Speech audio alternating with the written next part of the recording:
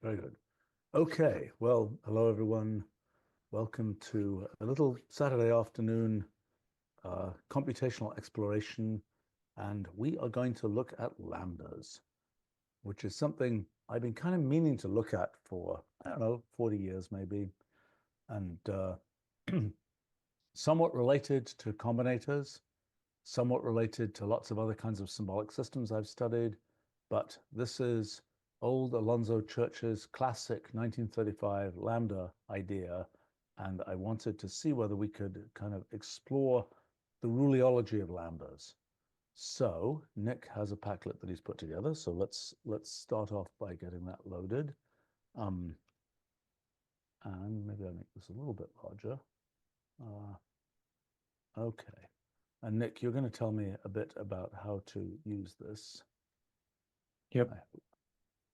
Oh, I'm already at line 299 of this Wolfram language session because I've been doing all kinds of other things in it. Maybe I should have restarted it, but it'll probably be okay.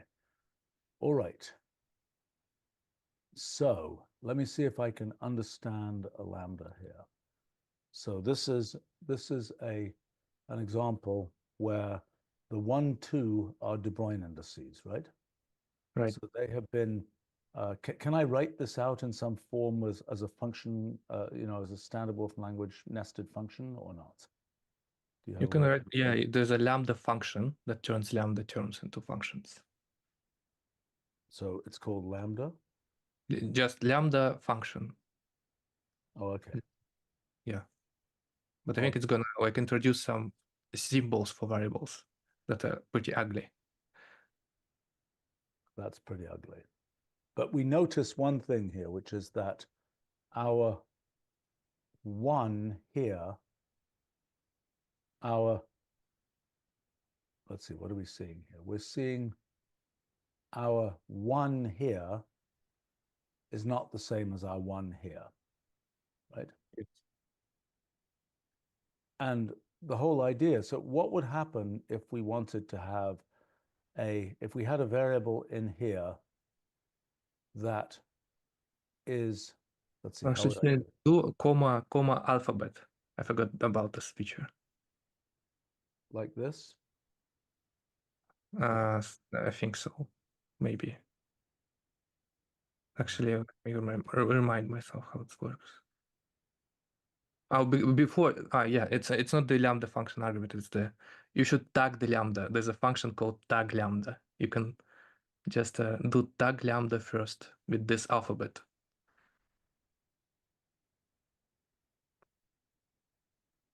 In a string. I was thinking it was just going to be letter number where it just used the De Bruijn indices.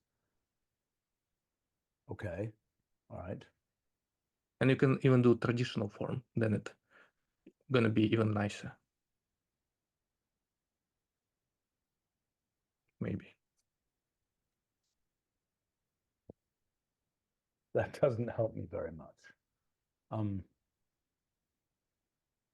Okay. Let's just look at this. So, by the way, I mean, do we think that if we apply this to things, so like this, that original function there, here, this function here, we can apply that function to x, right? Yes. Okay, let me make sure that I understand what it did there. So that binds a to x. I don't understand. Well, let's parse it out.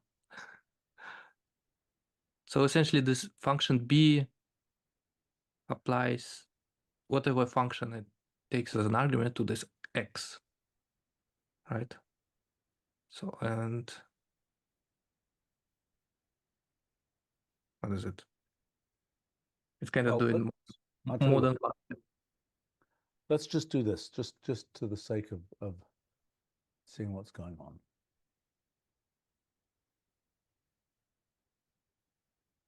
That doesn't help me at all. That's why there's some multi-way systems we can try to build. Okay. And like functions called beta reductions that can just show what actually is going on. Maybe that would help. So let's go ahead and do some of that. So you're saying, I mean, okay, just so I understand just the scope of this, that's just taking some syntactic form there and being able to parse it like that. Yep. Okay.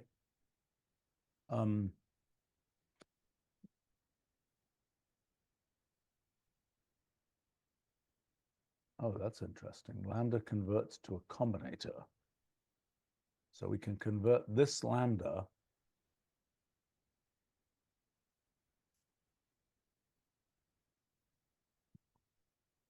to a combinator. Somewhat complicated combinator. I mean, is that typical that little lambdas turn into much bigger combinators? Yeah. Well, it also depends which combinators you use. There's I think I had an option that also, in addition to S and K, tries to do CB, something else, and I.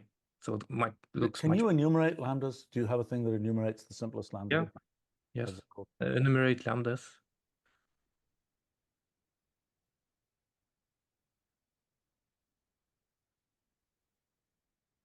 Right. So Victor is pointing out, and you're welcome to say it, but you're pointing out that automated translation will not give you the minimal form, which is surely true. And now okay, so we say enumerate lambdas. What do we do? Like 3 or something? That's, yeah. oh gosh, that's okay. And so we could say something like, so those lambdas, if we look at, let's say leaf count, is that the right way to assess their size? I think so. It's a good one. Or maybe just depth, something like that.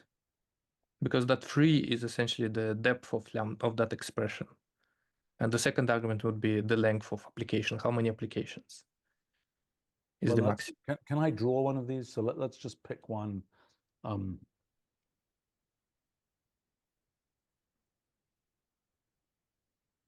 Pick a random one. Now, is there a good way to draw this? You can do lambda smiles. That's like this colorful thing.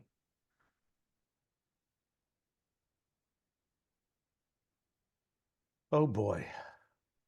I do not have intuition for what these things mean. Can I draw the tree? I just do tree. Maybe you can do expression tree if it helps. Oh, the lambda convert tree, I think, also makes a better one by default.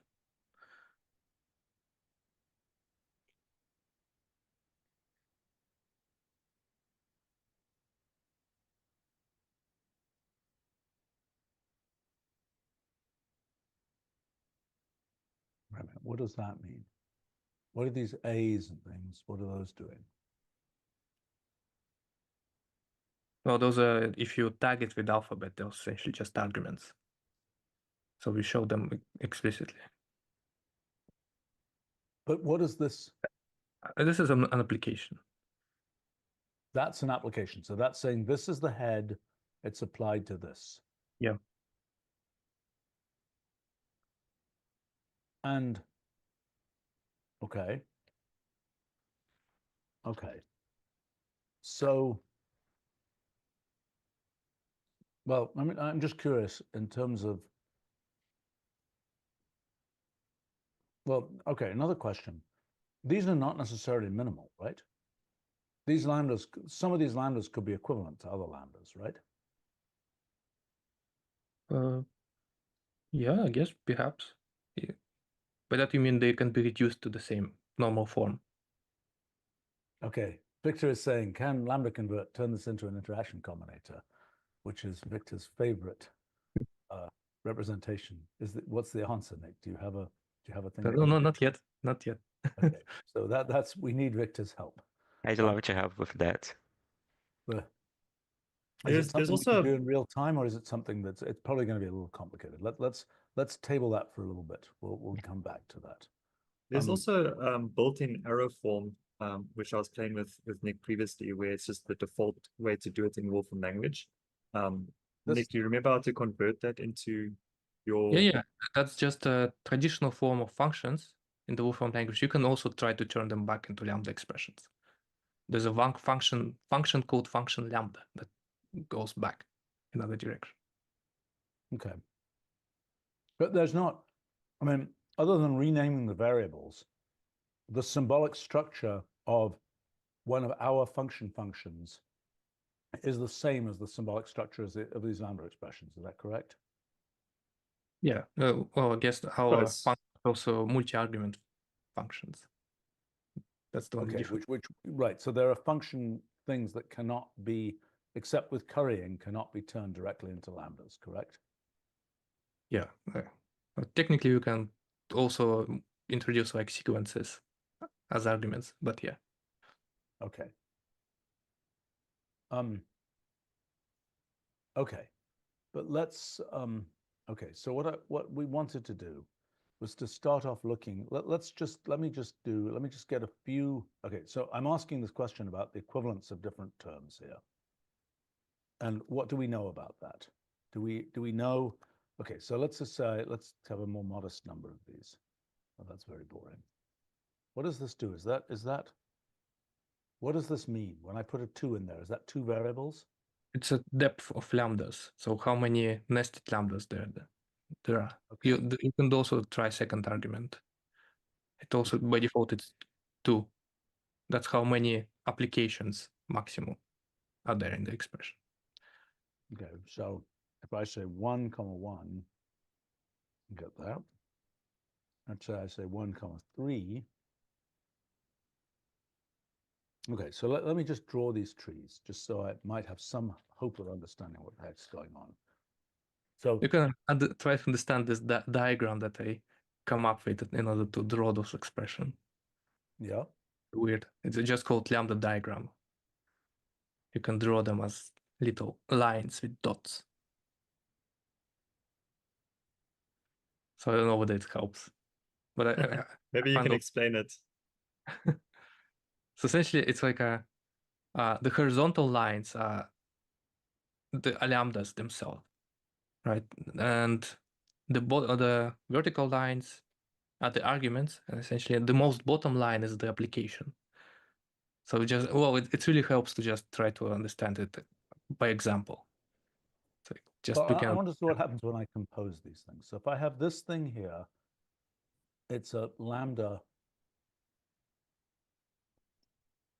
If I were to say lambda of 1 of lambda of 1, what would it look like?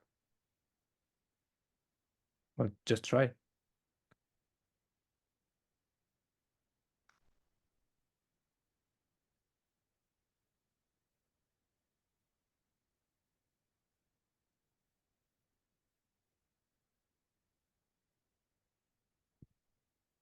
Okay, I don't understand that at all. So the 2 dots there, those are 2 lambdas that you have, and because you apply one to another, there's horizontal line at the bottom that it's applied to one another. Why are there 3 dots? I mean, I thought it would be a 1 dot per lambda. It's more like 1 dot for also for application too. So you make it a different color, maybe.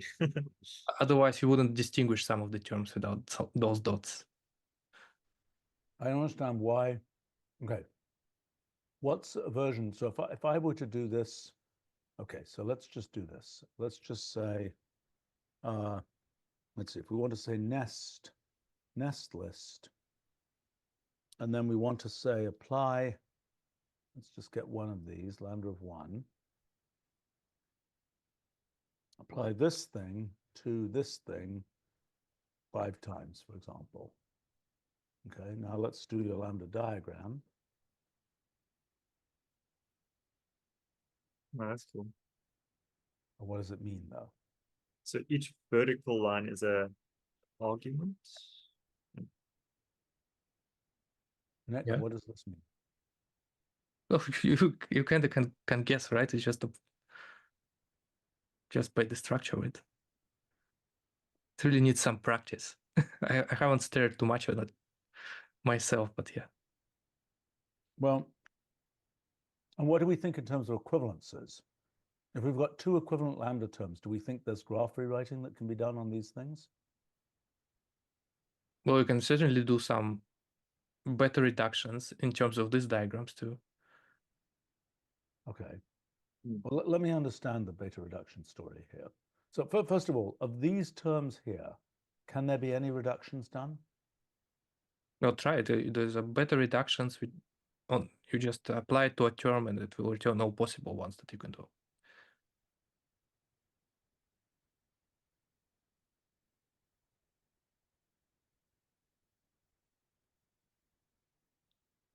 So there's none in the first, then there's like 2 for the second, 3 to the yeah. Okay, so let's now just do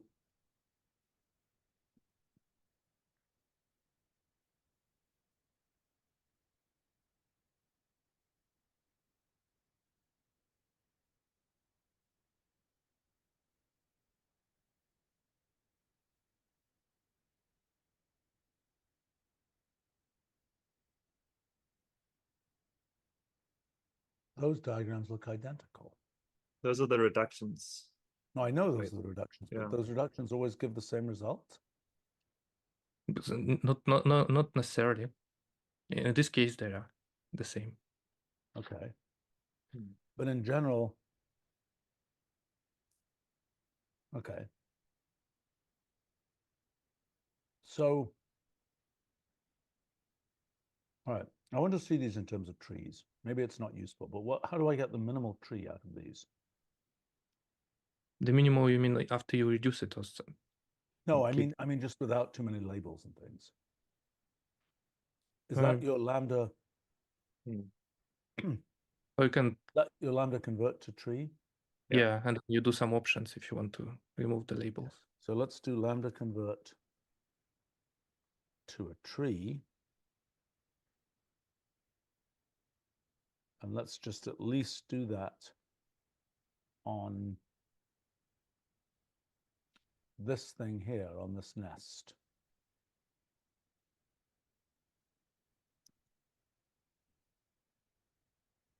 Okay, that's a little bit easier for me to understand. So these are a bunch of lambda of ones, but they're all getting different symbol names here because we're trying to avoid the ones which are De Bruijn identical, but not identical when we write them out as symbols. And then we're just nesting down here. Okay, I get that picture. That picture is a little easier to understand. Okay. Can we look at okay. And what does, and so beta reduction on these things does nothing, basically. Is that true? Oh, you see above that does something. What does it Right. do? They're all identical. Well, you can apply it again. And again, I think they just will reduce the identity at the end. Right? Try it. Let's try this. Okay, so let's say we take one of these terms. Let's pick on this guy here. And let's do fixed point list of beta reductions. Oops, very different thing. And I'm going to use, let's just do this. Let's just do first to beta reductions. Mm-hmm.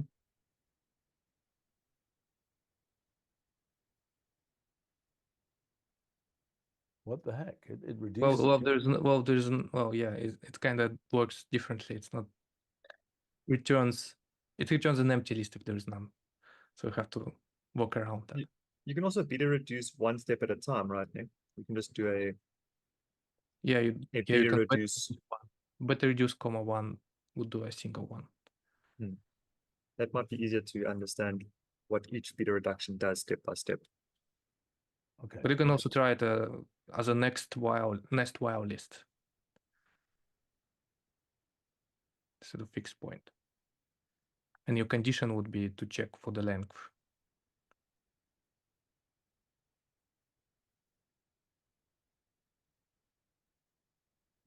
this should be first. And what should I check for? Length greater than 0. No, but that's for this. This is what I care about, being the length greater than 0. Oh, you mean when to stop the nesting?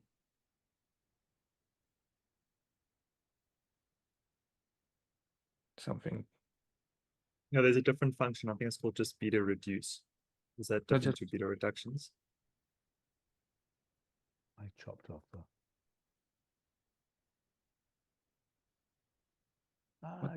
Something went wrong here. Okay, let me just understand in the most basic case what a beta reduction does. So let's take this guy here.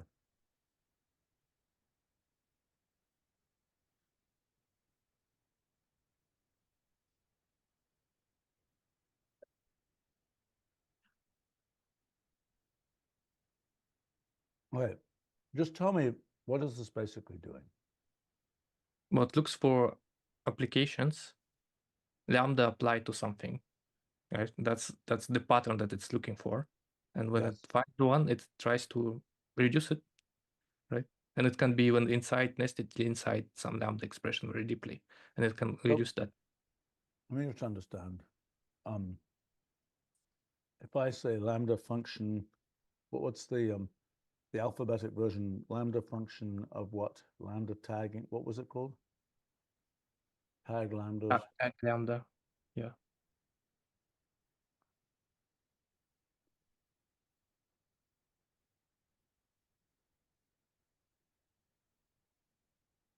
Okay, now what does the beta reduction do to this?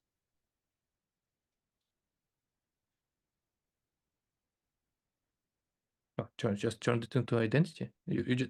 This lambda term is just identity applied to identity. How do we represent that result? How do we represent identity? That's how you're looking at it. Identity, a function that takes an argument and returns it. No, I understand that. I understand that. But I'm saying, if I now do beta reductions of this, oh, actually, it's just returning results. Yeah.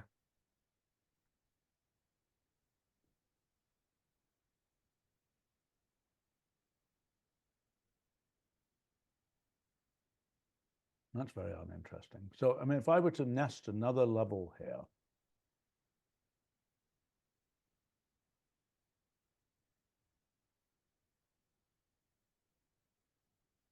another level of lambda,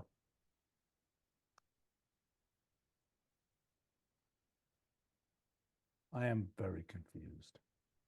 Well, lambda Why function. isn't this saying, what's that? Lambda function turns it into a function, and your function evaluates to the normal form, right? It goes through Oh, there's an evaluation going on here. Yeah, the normal evaluation. Okay. Now I'm not so confused. Okay. All right. I see. So, all right. So, but then,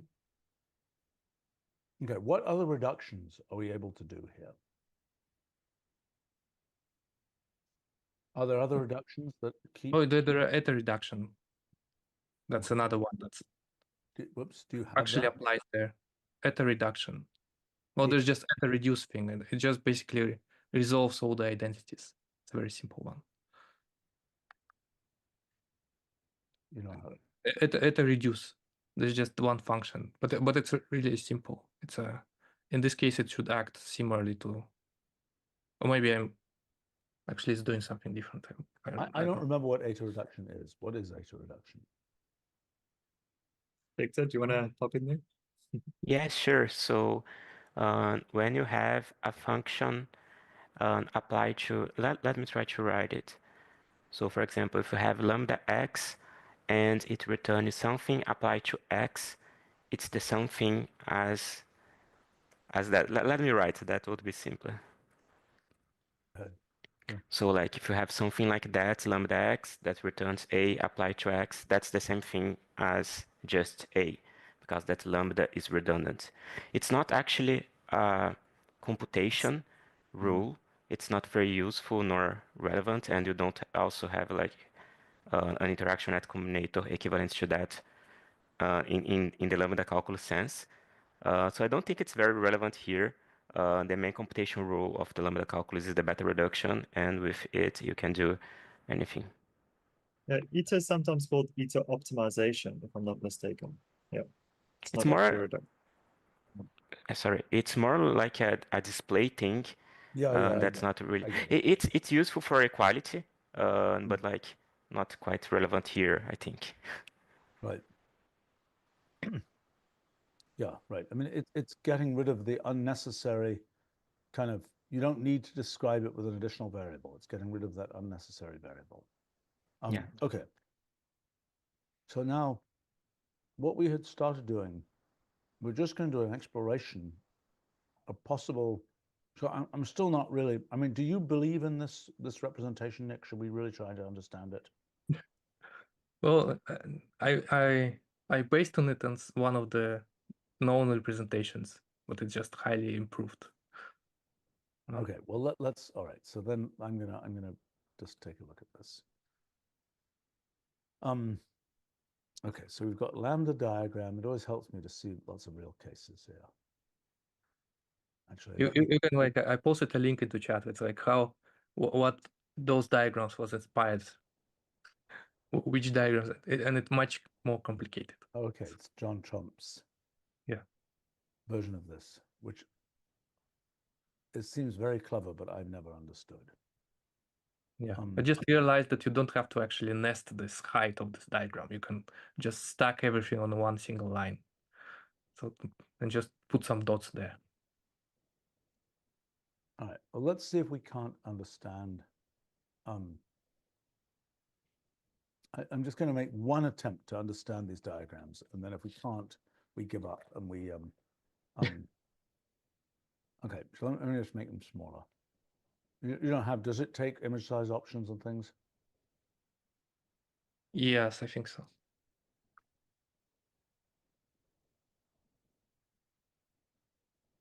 Maybe not. I'm actually, yeah, should.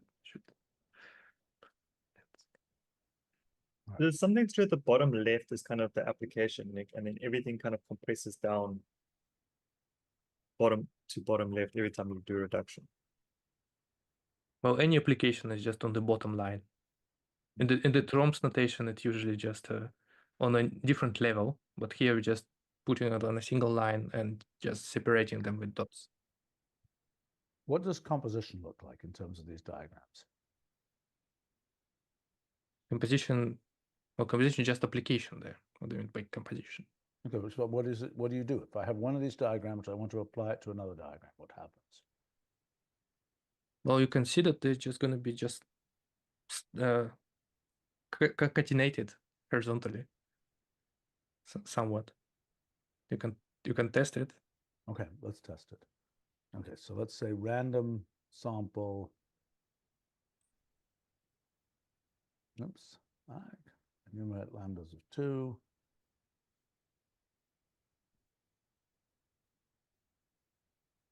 Okay, so we've got 2 random lambdas, and we've got lambda diagrams of each of those. Okay, now we're going to take,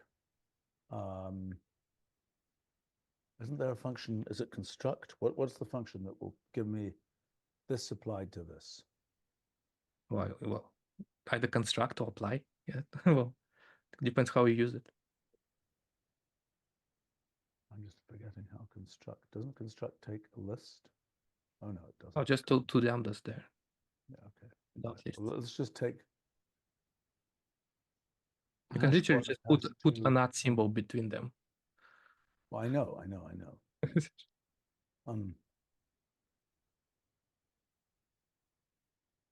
So it's this. And then we say lambda diagram.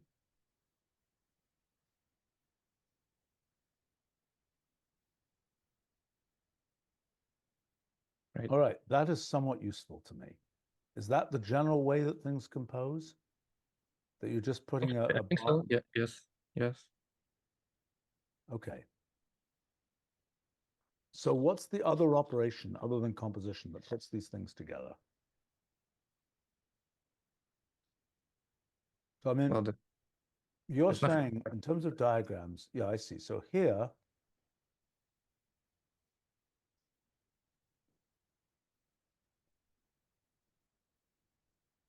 the composition is just adding these things, basically.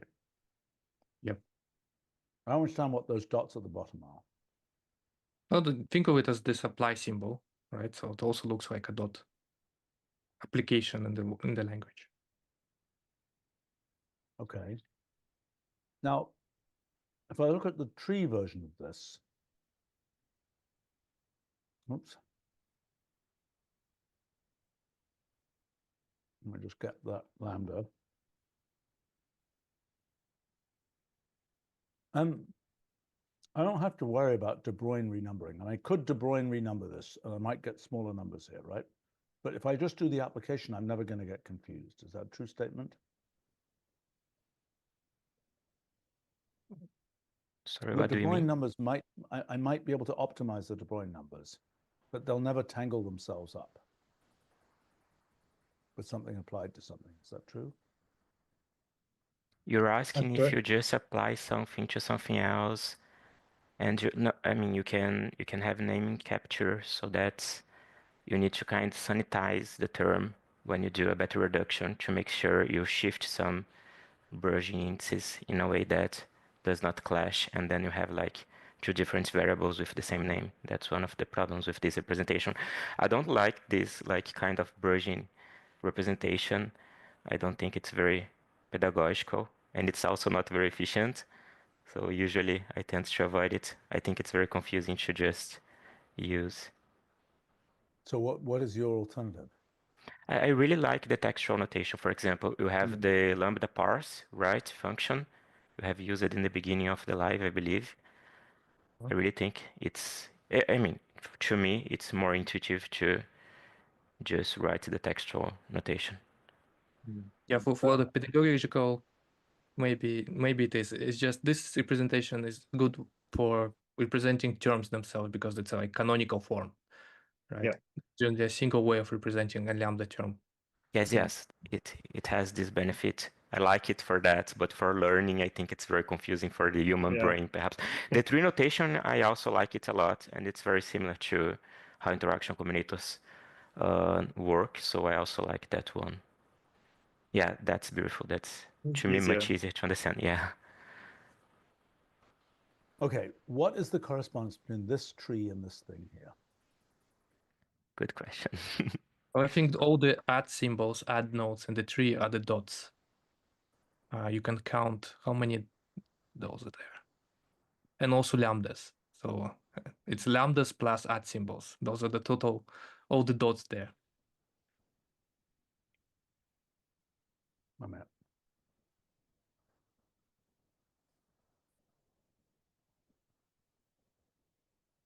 I am really confused. So, okay, so in this tree, there is function composition. That's the ats. That's the binary piece here. What is this? C. That's a. Is that? Okay. Oh, is that like a lambda itself, right? It just refers here to lambda by its argument. Okay. Let me start with something really basic. Okay. Let's get the tree.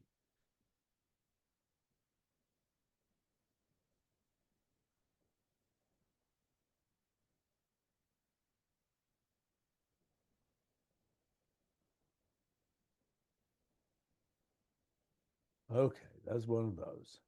Okay, so now let's just do, just for me, my understanding, nest list of this guy, and that's going to be a bunch, I would assume, I think I had that before. That's the thing that goes off like this, right? Yeah. So each composition adds, that's the lambda, that's the head, and that's the body of the lambda on the right. Yeah. Right? Yeah. I wouldn't call it a composition, it's just application. They're really different operations. One is like also associative, I guess. Each of those letters like B with the B below it is an identity function, and you have like many applications of the identity function. That's what's going on there. Sorry, in this case here, but this, because we're basically just composing identity functions here. Yeah. No. Hmm. Yeah. Okay. So I'm sorry, I'm still confused here. So this, I like the alphabet notation. I think the De Bruijn is also difficult for, as Vic was saying, the human intuition behind it. But Yes. we can try perhaps we alternate. can. let's look now at the let's see, how do we get the alphabet version? We got this version here. It's the parse lambda function that you use it. Yeah, we can try parse lambdas. Yes. Just typing out the text form. Victor is the most, I mean, for a modern fellow, he is the most text oriented of anybody I've seen in a long time. The, it's, okay, let's see. Well, I'm just trying to understand this. So, whoops, what did I do wrong here? Tag. Remove one bracket at the end. Oh, in the middle. What? Yeah, okay. That's yeah, fine. okay. So that's that. Now, if I were to say lambda 2 applied to this, I would still get, say, lambda 2. What Well, the that heck is that 2 now is a free variable now. Yeah. So it's just basically say ignore the argument. That's the evaluating, isn't it? Shouldn't we just convert it to an unevaluated form, just the actual lambda expression? Well, am I wrong? Okay, this is super confusing because that just evaluated, as we've said a bunch of times. Yes. All right. Evaluates. Let's do some basic rheology. We've got this enumeration mechanism. We don't have a great way to represent these lambdas, but let's see the evaluation chain. How do we do that? That is the beta reduction chain. Yeah. For a given lambda. That's right. Yeah. Well, there's another way of visualizing this. Okay, what is it? But I don't know. It's not in the Padlet. It's like what we do. Is it prototype version that you're using? No, but I could start a prototype version. Actually, don't worry. I have I can just send you this thing. It should work. Okay. Try installing this Padlet.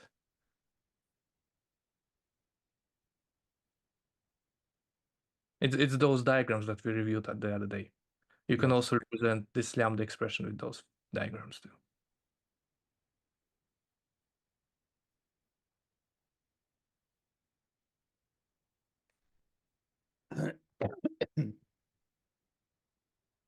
Okay. What am I going to do once this loaded in? You just do two diagram. Just give there's some documentation knitting together happening. It happens when some documentation is being built for some reason. That's not good. Really? Should I continue waiting? What's happening? Oh, just abort it. It's never really gonna load now.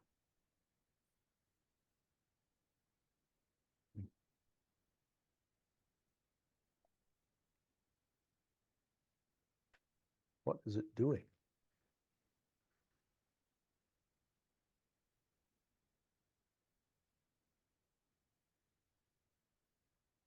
What was installed is just some kind of front end thing happening underneath.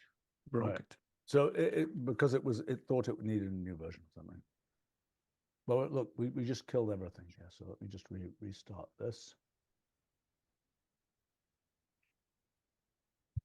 Okay. So can I run this now? Can I run at least process theory loader? Yeah, I think so. Maybe not. Try installing it again. Hopefully it's gonna work second time. Okay. Why is it not? I don't know, I'm confused. Well, let's figure it out. I mean, should I run the prototype build? I can try this in the prototype build.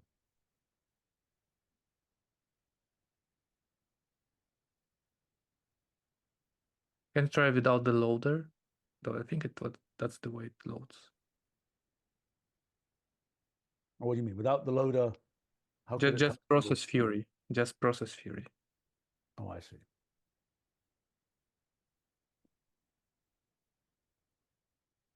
Yeah, weird. Oh, it says that it's incompatible. Right. It's not even the prototype version. You have also 14.1, I think. That's the problem. It needs 14. Should I be running 14.2? Yeah. Okay, but I don't need the prototype version because I would prefer think I not to can. run the prototype because it's Yeah. like going to be stable. Any 14.2 will do. All right, let me start at 14.2. Let me open this notebook in 14.2.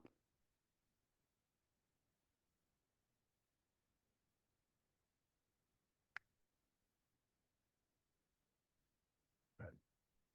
Kill that. And then let me.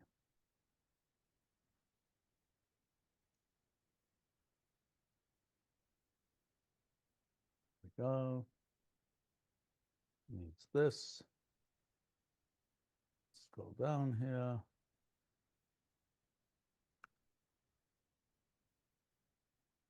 Why is it taking so long? Okay, something worked. Process theory loader, you said. Yeah. Okay, Nice. we're alive. Okay. Okay. So just take some lambda term and try 2 diagram.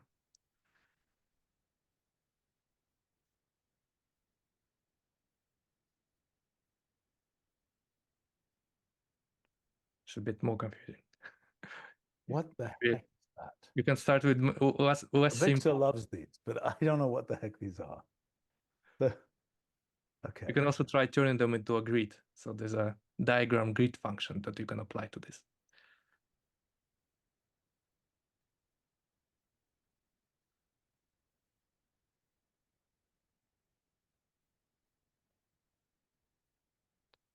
Yeah, you need some simple lambdas first.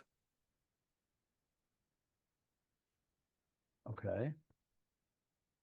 Well, let's try it with a very, very simple thing.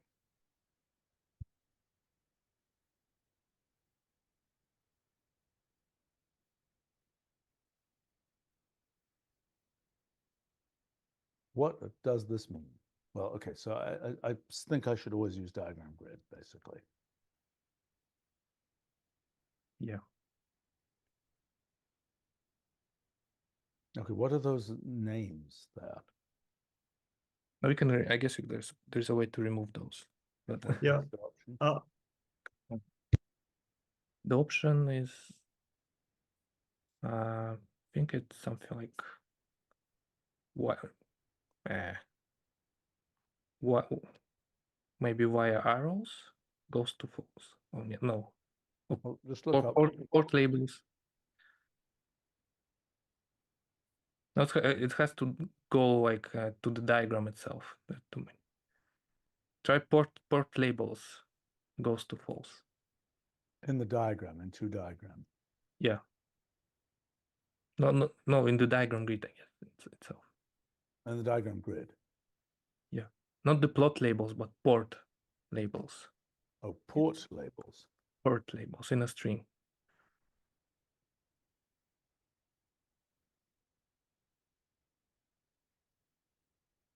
Better. Okay. So let's just take a look at our quintessential collection here. Just to give us some sense of what this is roughly going to look like. Does this have sizing options? Yeah.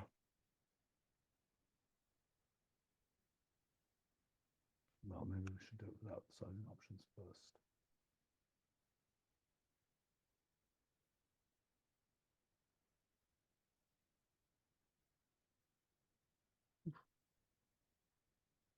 My gosh, what's it doing?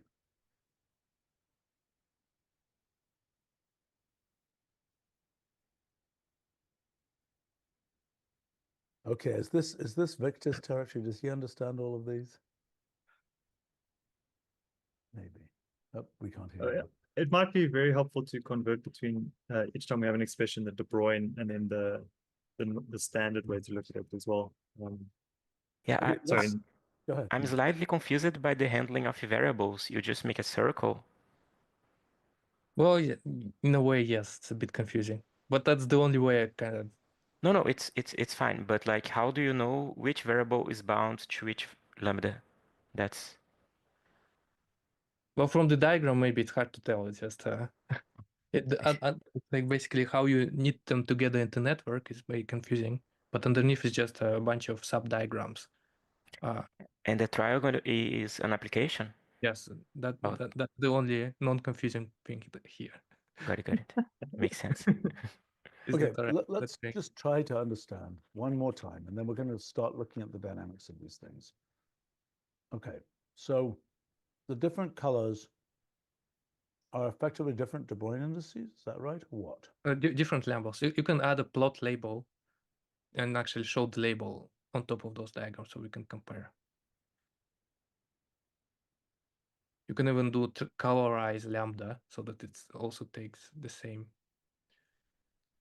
has the same colors. Yeah, there. Yeah, plot label. In a string. Well, just the usual plot label. That's the graphics option. True. Hash. No, just hash, right? It's just maybe colorize lambda hash. No, just hash without any function. That's the actual thing that we're trying to visualize. Right? That's the lambda term itself. Yeah, you can colorize it so that it's also colorful. How do we do that? It's a function called colorize lambda. Oh, I see. Okay, so you're just saying colorize. Yeah, just so that we see them side by side. The diagram and the term. The colors should also match. Ideally, I think. I don't understand how this one here, why did it apply to this?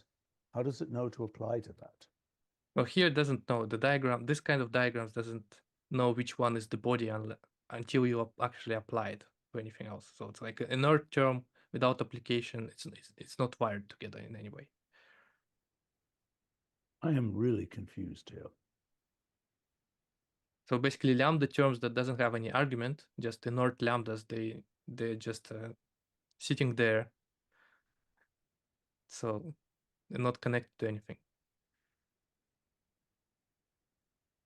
I mean, if the goal is to better understand the lambda calculus, I think perhaps we should not focus on diagrams right now and just we skip go them. to the textual notation.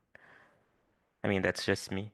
Well, listen, I never managed to find a diagrammatic notation for combinators either that was understandable.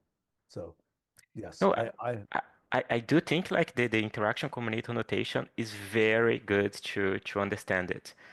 But like it's a little bit different from how it's handled there, so it will be a little bit difficult to make sense of it without the variable links. We can try like applying lambda terms to some x thing so that it always has an argument. Maybe it would be better. Okay, well, let's try this one here. Okay, so this here, let's say in here, we are saying two diagram of thing of x, and then we'll say of x here, right? Is that correct? Yep. So there's no free floating lambdas now. Okay, let me see.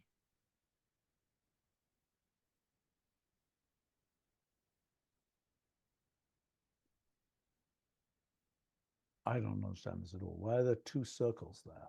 Yeah. Well, there's some circles like they actually can't be reduced to just wire. They're not necessary there. If a circle has a single input, single output is just acting as an identity, so it can be reduced to a wire.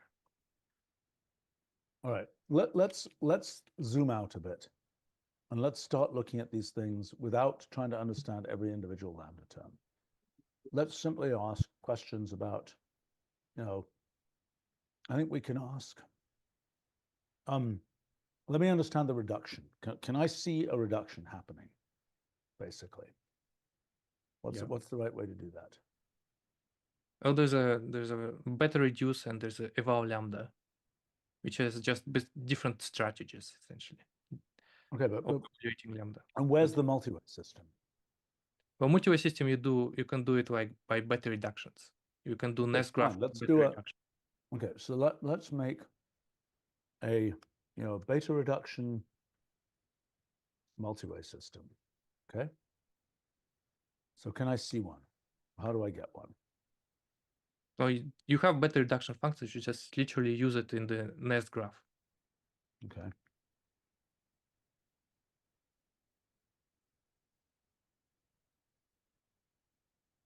Yeah. Okay, so let's take a fairly simple lambda term, like this one here.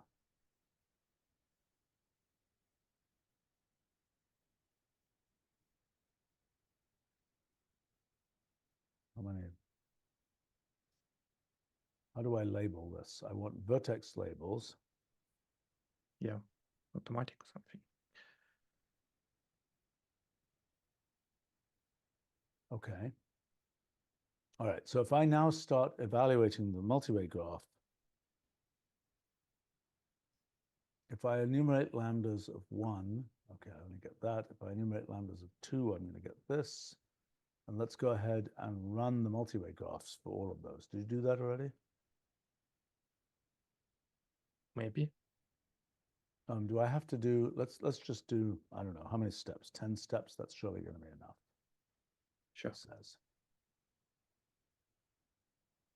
Well, so some of those lambdas are actually non-terminating. At least one, I know. Then that's a bad idea, isn't it?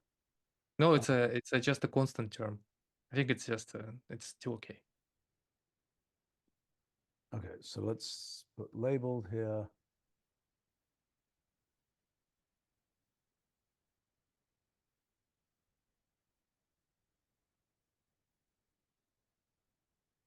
Okay, You should apply it to X. Maybe it's more interesting when you supply a default argument.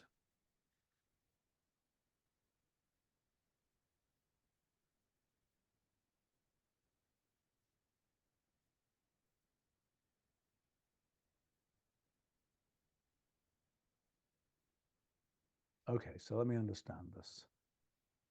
So most of these just reduce to some kind of X thing. So some of them,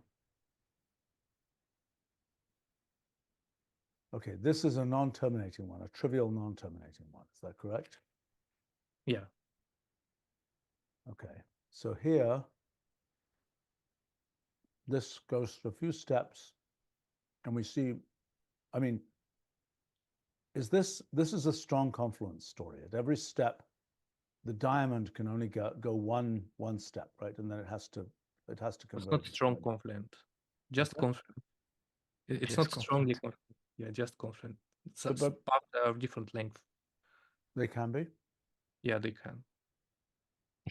If you use interaction combinators. What's that? If you use interaction combinators, if you do like optimal evaluation, then you get strong confluence. But like just using the lambda calculus itself, you only get confluence. Okay. All right. So as a very operationally oriented guy, I'm going to do the following. Me too. So let's do this, and let's just say, rid of the vertex labels. I'm going to live slightly dangerously here. I'm going to say, enumerate lambdas.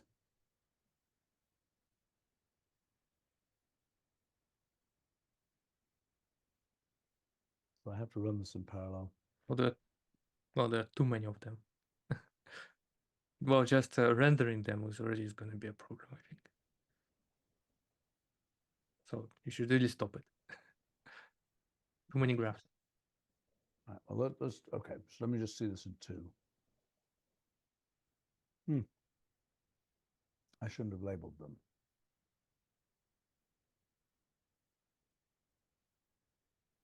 Okay. Am I able to, so can I say canonical graph of all these? So I can get the number of distinct, so let's just say. Delete duplicate by canonical graph. What's that? You can do delete duplicates by canonical graph. That's useful. I'm just going to do this.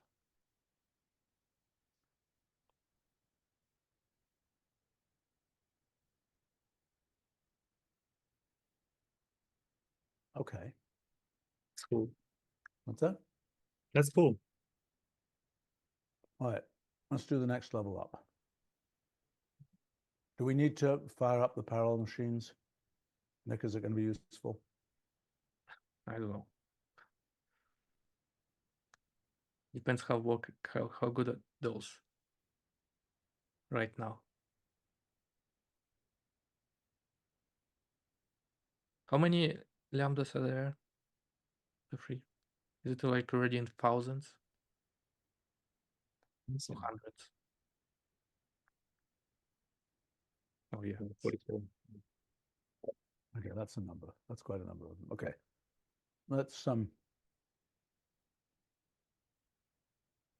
Let's fire up the parallel. Whatever.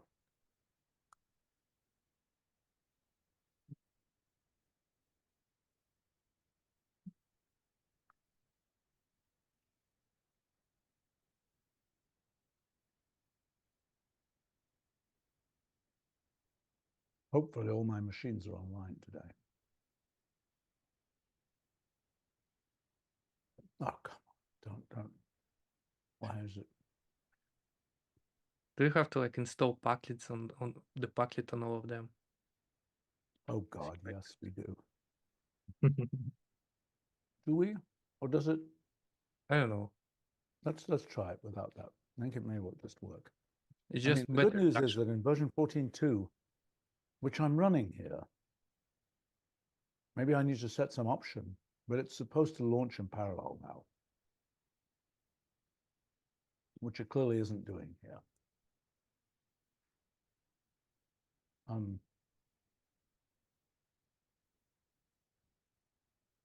Okay.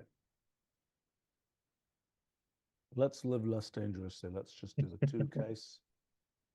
And let's say parallel evaluate, parallel map.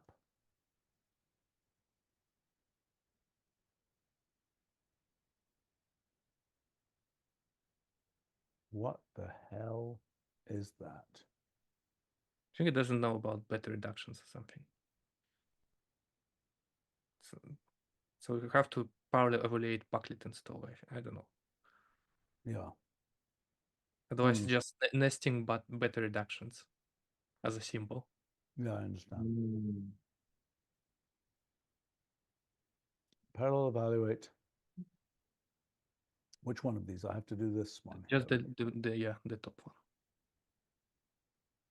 But I need the once only parallel evaluation, right? Yeah. Do you know how to do that? Or is it by default in the once? No, it'll Oh do it yeah. once. I only want it once per machine. I don't remember how to do it. I've seen it somewhere. One kernel per machine. Yeah. Something like that. All right, let's try this.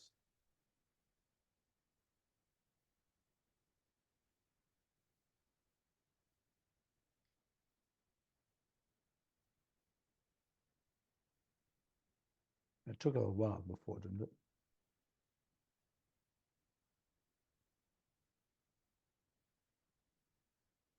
Come on. Okay. No. What the hell? Oh, it only works. Remember, it only works on 14.2. Oh, is it? Hold on. Lambdas are not. Lambda should be the problem.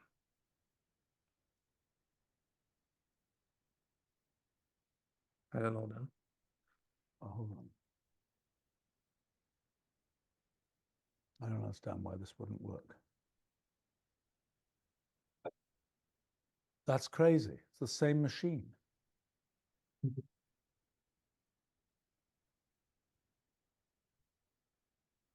Oh, I know what's wrong. I know what's wrong. I know what's wrong. Stupid, stupid, stupid, stupid mistake.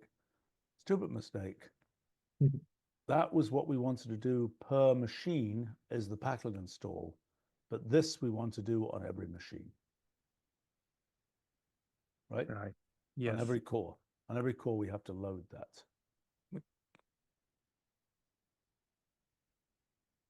Huh? Why can't it find them?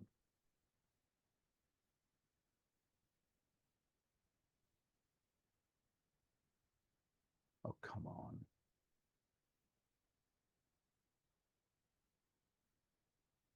I don't understand what's happening here. Okay, we did a Packlet install. How can we check that we've successfully installed the Packlet? You do Packlet find. And if it's not an empty list, then it's okay.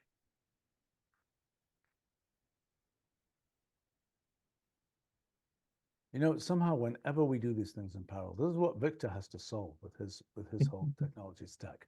Is doing things in parallel has got to be trivial. Yes, that's the plan.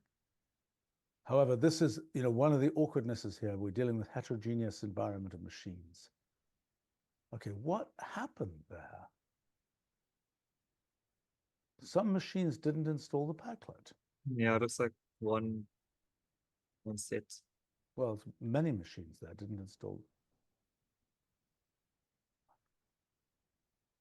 Try again. It's still very cool that you can coordinate many machines with pure expressions like that. I was not aware of that, and that's very cool to watch. Yeah.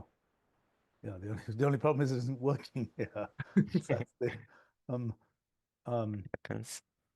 okay, wait a minute. If I just do a Packlet install across every machine, that's not going to work, right? Because the Packlet install is installing centrally on each machine, right, Nick? Yes. In the current kernel. No, but it doesn't care whether it's a kernel. Wait a minute, the current kernel, are you saying, should I have just done a Packlet install? Should I have just forgotten about the one kernel per machine here? Or is that going to cause even more trouble? Need to install on every kernel on every machine. It may be just connection issue, maybe just some outdated Packlet site. It doesn't just know How about appropriate Lambda is available to download for many currently in Can you do? I know maybe what's up. You should do Packlet install per machine, but you also set the option like site updates or something like that. You need to update a list of Packlets because they just maybe it doesn't they don't know about new Packlets being there. I see. Okay. Well, what was happening here? We need to do that. Okay. Just tell me your idea for what to do, and then we give up at this. Yeah, just Packlet install with an option update sites goes to true.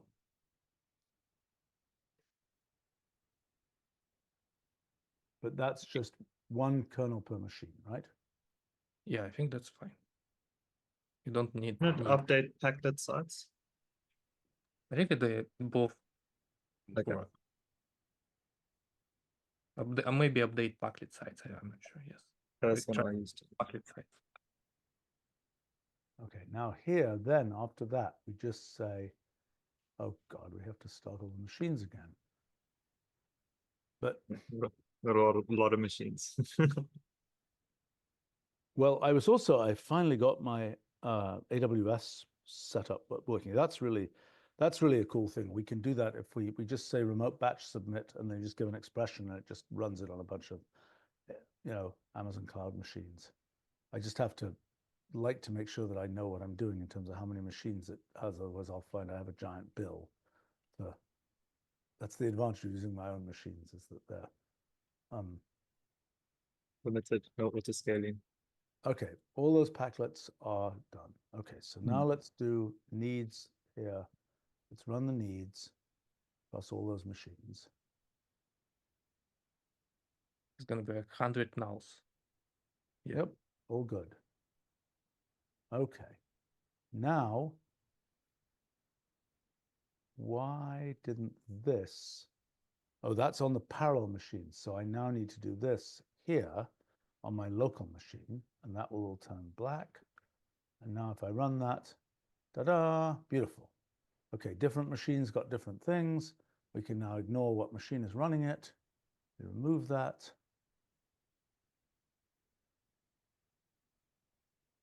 And we're all good. Okay, so now let's do the counts. That. Ta-da, there we are. Okay, let's live more dangerously. Let's try and do the next level up. Now, or I could do 2, 2, couldn't I? If I do 1, 2. No, Okay. 2 is the default. You Oh. already did. So that's already the 2. You can do 2, 3. I think it's less than 3, 2. But not sure.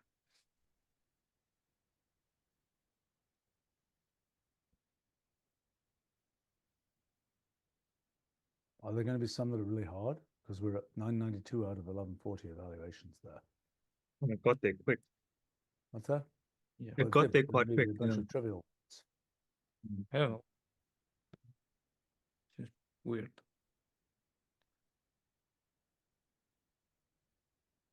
Maybe because there are some that actually exploding in size. So 20 Must steps. be.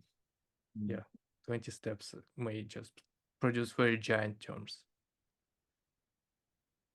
Well, it just went up from 993 to 996, but I don't think this is going to work. Let's kill it there. It will listen to me. And then what do you think? We should maybe make the 20 smaller. Yeah. Because we'll easily be able to see if they actually terminated. Because the confluence is all bets are off when it's non-terminating, right? There is no similar thing to confluence when it's non-terminating. Is that a true statement? I guess. When you say similar, what do you mean by similar? Why is this not Canonical. This is the same thing again and happening in version 14.2. Damn. Okay, I'm gonna have to kill the kernel. Whoops.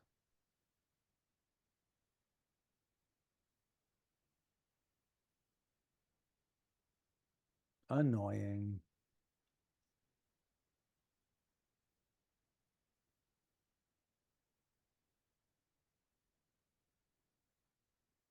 Okay, well, let's just do 5 steps here. Sorry, we got to. This is supposed to be blindingly fast now. Maybe there's just some option. Does anybody know? Anybody look up because there's been a bunch of correspondence recently about this parallel launching and parallel machines. And do we know if there's an option for doing this? Okay, let's take a look. All right, come on.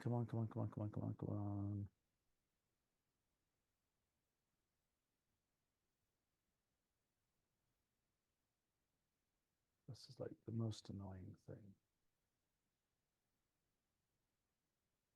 I mean, the good news is that we're ramping up pretty powerful machines here. So, all right, let's just find out. Enumerate lambdas 2, 3 has 24,000 terms.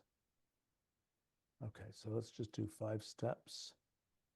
You know what? I'm going to put a time constraint. Is it worth me putting a time constraint around here? Nick? Yeah, why not? Yeah.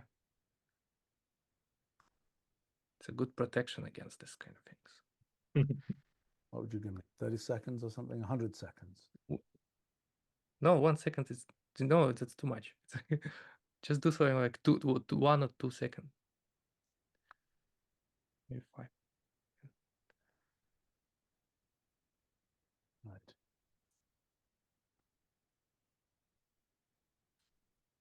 Aha. Well, there are some criminals here. Yep. Wow, look at that. Wow. That's Welcome beautiful. to Ruleology. Story of my life. Lots of little pictures of weird computational systems. All right, let's see what's going on here. There's some pretty funky things going on. What are those guys?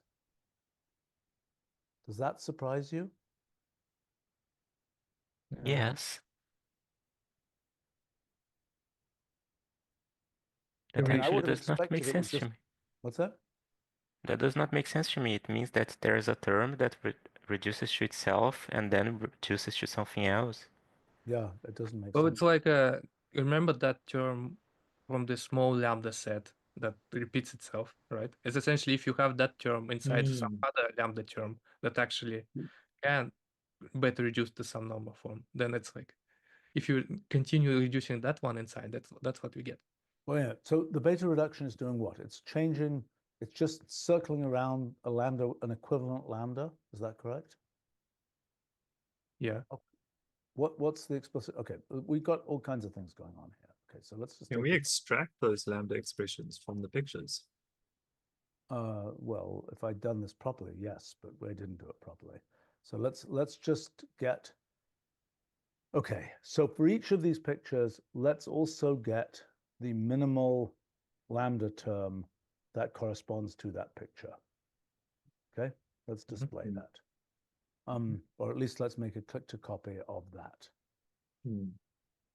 I don't know what's going on with some of these here. We really, I mean, some of these, let's look at the first one. Okay, hold on. All these enumerate lambdas, these are all have the same leaf count, is that correct? What's the, let me just Oh, look they at can be less. It's up to 3. Okay, so So let's prune them by leaf count, just so we have the simplest expressions. Let's say counts of leaf count, oops.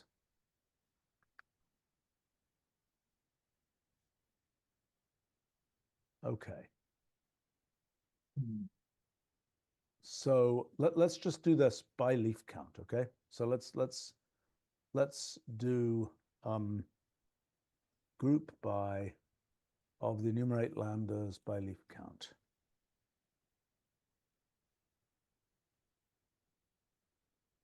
Okay, and then let's do, I assume that that is going to give us a thing which is an order of leaf count. Yeah, I think so. Okay, so now what I want to do is I want to do the same guy here by order of leaf count. So let's do this, oops, that there.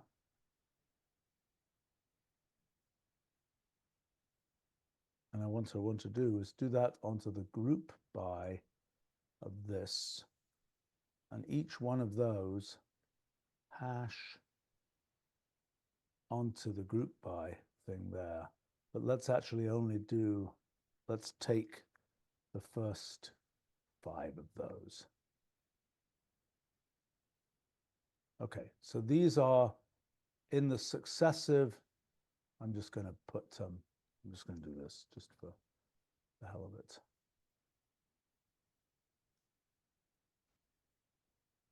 Okay, so these are successive leaf counts, right? So I'm looking for the first one. Okay, so up to 6, nothing very exciting happened. So let's try this up to, 8. Okay, so we're on a hunt here for the simplest case where something funky happens. Okay, so we've already got something slightly interesting happening there. Okay, there's our first grower without bound. Okay, so most of these are fairly civilized. I mean, we've got some that take a while to evaluate. We've got the busy beavers of these lambdas, and then we've got some that just blow out. So let's find out. All right. So first question is, we want the busy beaver of each. It'd be kind of interesting to see the busy beaver of each of these cases. So let us go ahead. And I mean, I could just do a take largest by to find that. And then here,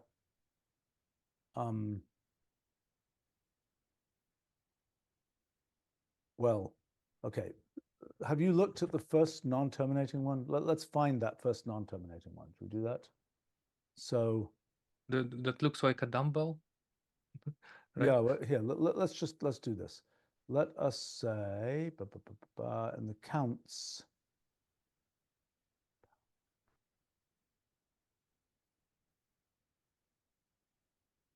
I need to put the click to copy on the outside, right? Because if I do the count, what I really want to do is I want to say the count.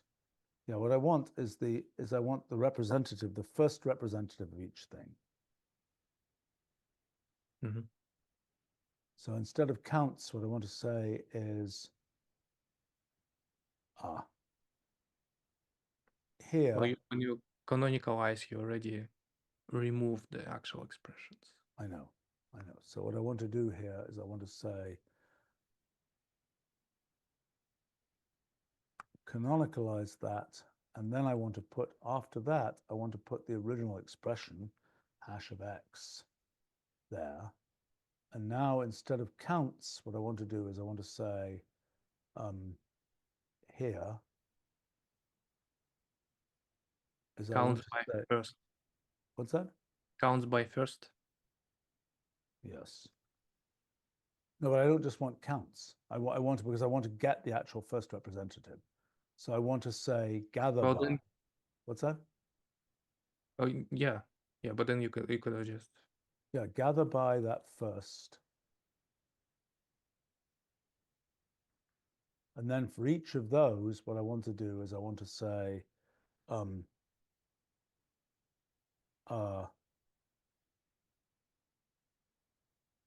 maybe you want group by so that it's an association. You could say, yeah.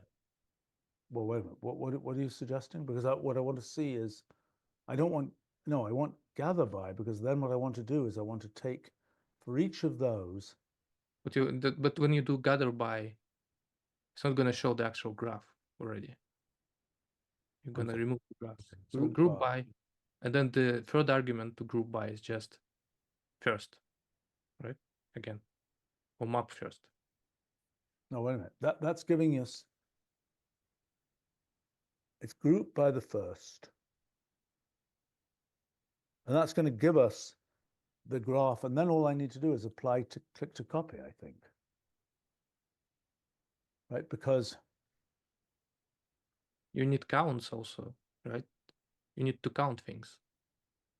So group by is just going to produce an association of where the key is the graph and the values is all the lambda expressions together with the graphs, right? You need to compute the length of those and also extract the first candidate. Yeah, I agree. Okay. So that's the third argument to group by. So what do you think it should be?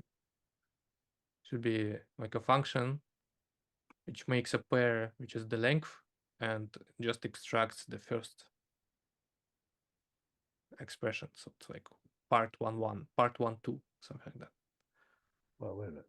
First expression is part 1, 2, and then we want to say arrow length of hash.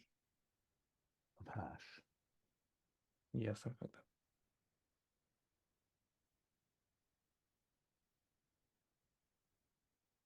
Okay. But now instead of doing that first piece there, instead of doing hash 1, 2, what I want to say is, why is there an arrow there? I don't understand that. Oh, it's an association. You're making, your keys are canonical graphs. Okay, all right, fine. So that what I want to do, well, this is good enough, actually. This is good enough. This is fine. This is useful. We're then seeing the lambda expressions there. Okay, so let's go ahead and see our first escapee.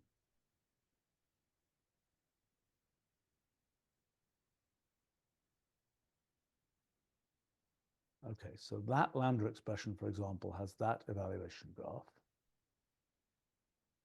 All right, there is our first escaper. By the way, we didn't have, yeah. Okay, so we got these. And by the way, we probably should compute the busy beaver one of these.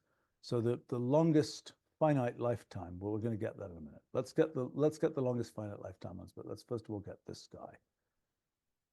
Okay, so let's look at this one. What is actually happening in this one? Oops. Okay, how do we do this? So we need a nest graph of beta reductions. Is it beta, what is it? Beta reduction? Yeah, beta reduction. Okay. Of, let's say 3. Okay, and now let's say vertex labels. Oops. Actually, I'd like to try using one of your other, what do you think would be a useful thing? What do you want to use? Well, let's just try for the sake of something. Let's try your, what was your thing? Lambda diagram? Yeah. Actually, let me make you a nice vertex shape function for that. What do you think? What you rather than a vertex label? Yeah. You can do it yourself. It's like just making an inset. Okay. All right, vertex shape function. I always get confused how to do this. Can you tell me how to do this? Yeah, so it's a function. So wrap it with function. Make an inset. Well, it's got to have an argument here. No, just it's just gonna ignore it. Ignore the argument. Just inset, just the body. So that's lambda diagram of #2.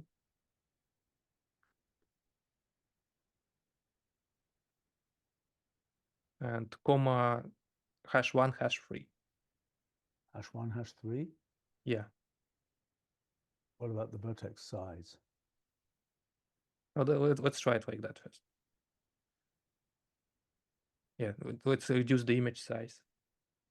And maybe do framed around lambda diagram. And also performance goal also helps. For the graph. Okay, hold on. Let's do a framed here, and then and this thing can have an image size. Should I do the vertical height image size, or should I do the No, that's fine. Do the performance goal for the nest graph. It's gonna make edges nicer.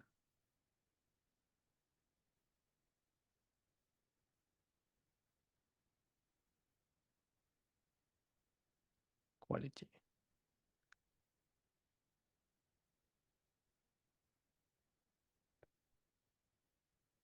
Well, I don't consider this immediately helpful. We're going to try some other visualization techniques here. Let's squash up the aspect ratio here. Okay, I'm going to go one more level.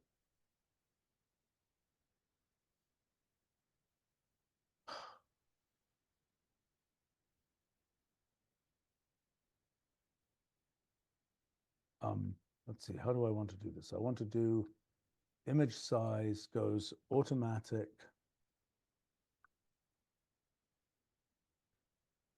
Let's say 30, height 30, no, height 20. And then aspect ratio 0.4.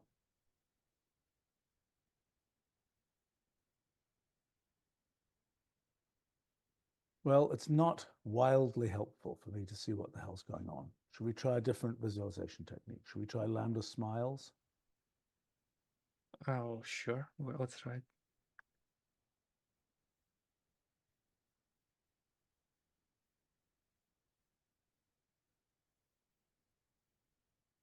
Yeah, those are tricky because of the font. Okay. Any other visualization technique that might be helpful to us here? Well, let's just try those trees then, and I think we're. Well, actually, I'm going to try something even much simpler than that. I'm just going to try writing here the leaf count of each individual thing, right? Sure, you can do that. I think the tree would be nice like without any labels. Yes, I'm like just waiting to see the trees. Okay, let's see. Look here. Look here. Notice that they're not all the same size. Right? There are different Yeah. sizes of. So in other words, there's a reduction here. If I get rid of, I don't even think I need. Do I need vertex shape function even? I could just say here.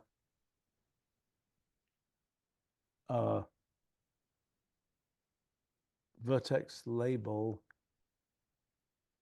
arrow, vertex labels arrow placed of, well, x blank goes to placed. Do I need a paren? No, I don't think I do, but anyway. Placed of leaf count of x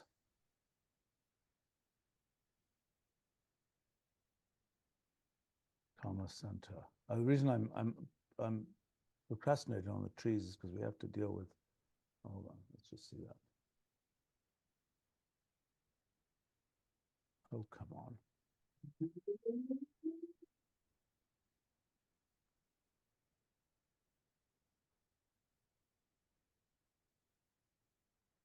Hi.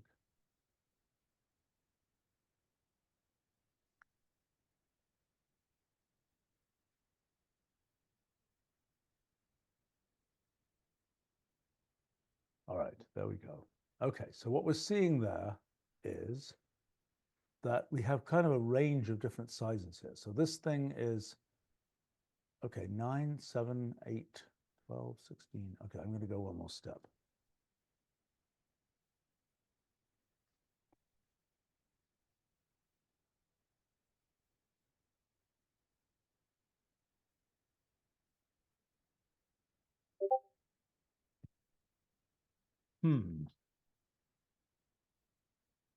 Okay, so this is a pretty complicated object. This is not just, trivially exponentially expanding. It's doing something more complicated.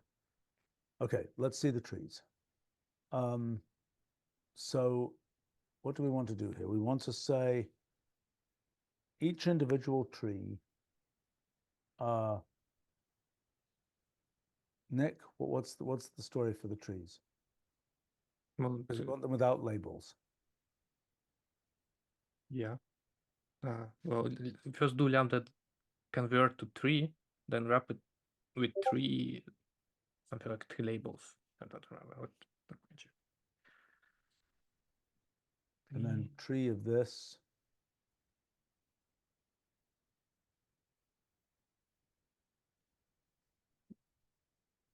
Tree element label, right?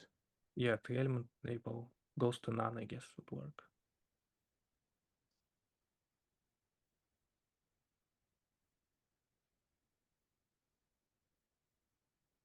No. Okay. No, try underscore arrow none. Maybe it requires a pattern.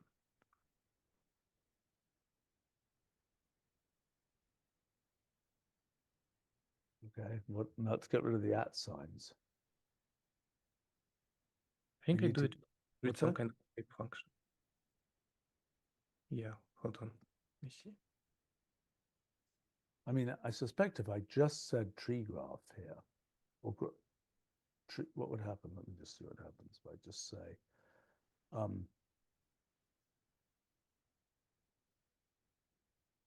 Yeah, that also would work better.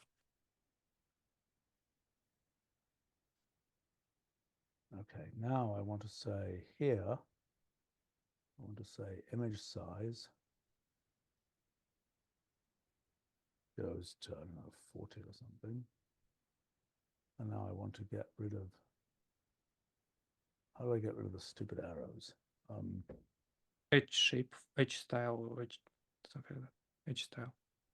Actually, I know a hack for getting rid of them, which is undirected. I do this undirected graph.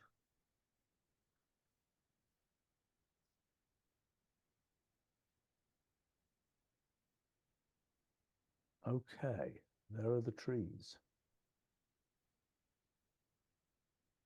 Well, let's go one more level. So it's not necessarily helpfully. Oh, shoot. we need to say, in tree graph, we need to say graph layout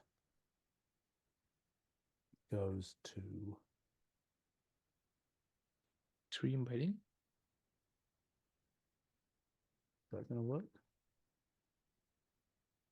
I'm not sure.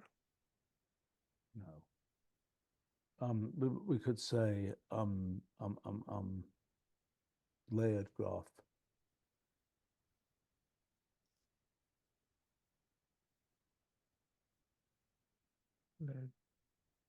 Oh, come on. Try just layered embedding without diagram. I think it's Yeah, our audience is asking for image size 16 so that they can actually see what's going on. Well, let's just hold on. Why are we? Why? Well, this is nice, but why? they're natural trees now that grow. Yes, This is that- actually a very good visualization. Like I can actually see what the terms are, even though like there's no namings, but like it's very clear from the reductions what are the variables. I love this visualization. Okay, you can explain it to us because, okay, hold on. Let me just why did we get 2 copies here? What the hell is going on here? What did I just make? I missed. Just remove them. Okay, hold on. How do I get these to tip the other way up? Do I go reverse graph? Oh, there's an orientation for the embedding option, right? Oh, there So is? What is it So called? your graph layout, you do it in a list, and then orientation, arrow right or down, bottom, I guess, bottom or top. I don't know. I don't know how. Just try bottom or top. Try bottom. Well, no, I think I should try top. And Okay. we will. Okay. All right. So now you probably get those ones at the bottom there. You probably get these a little bit bigger. Hold on 1 second. Image size goes to, let's say, 60. You can make size proportional to leaf count. I know. Yeah, right. Yeah, we could do that. Let's do that. Okay, but we could just go another level just for the hell of it. Maybe.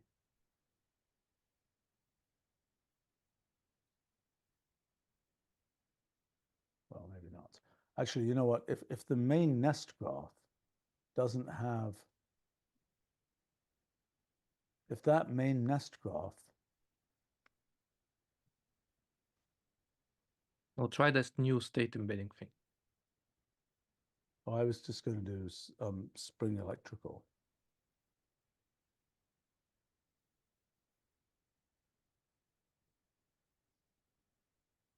Unhelpful. Somewhat unhelpful. Well, actually, it doesn't help that I've got the silly aspect ratio here.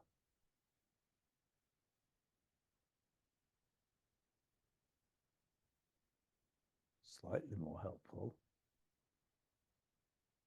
I kind of feel like with these trees that there's some representation that just tells you kind of the depth as a function of position or something. And that should give you kind of a simpler profile of what's happening. But okay, so let's just look. Like maybe not now, but improving the visualization would be just actually highlighting what the better reduction, where it actually acted. Yes. Yes, that's a good idea. There was a question in chat here for Victor asking if there was something you could say about the depths of these things. There was some kind of like intuition about that. Well, let's just look at the depths. Let's just run this. That was the leaf count. Let's run the corresponding thing with depth. Sorry, did you say what? The dips? Depth. The depth Depth. of the. Well, look. I have some things to say, but like I don't want to interrupt because it seems like we're learning a lot. So Well, okay, but okay. One thing we just learned is that the depths vary a lot. Okay, some are depth 8, some are depth 2 here. Okay, Victor, go ahead. Should we tell me what to? Should we look at this picture here? Is that the most useful one? Yes, I do think it is. Um, one observation that like initially I just wanted to make is that um, it's interesting because we have so many shapes of like how things can reduce to each other when you're talking about the lambda calculus and when like you're doing just like the interaction combinators, it's just like a boring diamond. You don't have like this structure, those kinds of terms that you have here. But like this term, I think that all the small terms that you are gonna find that are looping like that, like exploding, they're just variations of lambda x of x applied to x, because it's a lambda that receives a variable and then clones that variable and then applies it to itself.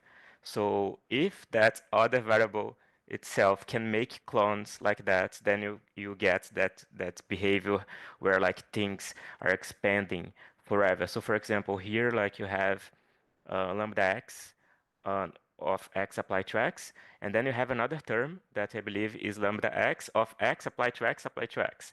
And then like you have something that makes 2 copies here and something that makes 3 copies here. And you apply that thing to that thing. So now you have something that makes 3 copies apply to itself, and then you have like those, like this kind of behavior. And I think, I suspect that because like the last term is the one that has 3 copies and the middle one has 2, I do think that what's happening is that like you have 2 copies here and then 3 here, so that's why like to the right you see more and more terms. That's like what I think is going on. Does not mean that's what's going on. And I do think that you're gonna find many terms in this enumeration that are looping, and now of them I believe you have like this term there, that's the lambda x of x applied to x. Here it's rendered as lambda 1 applied to 1, right? So that's what I can learn from this like initial visualization. I love that.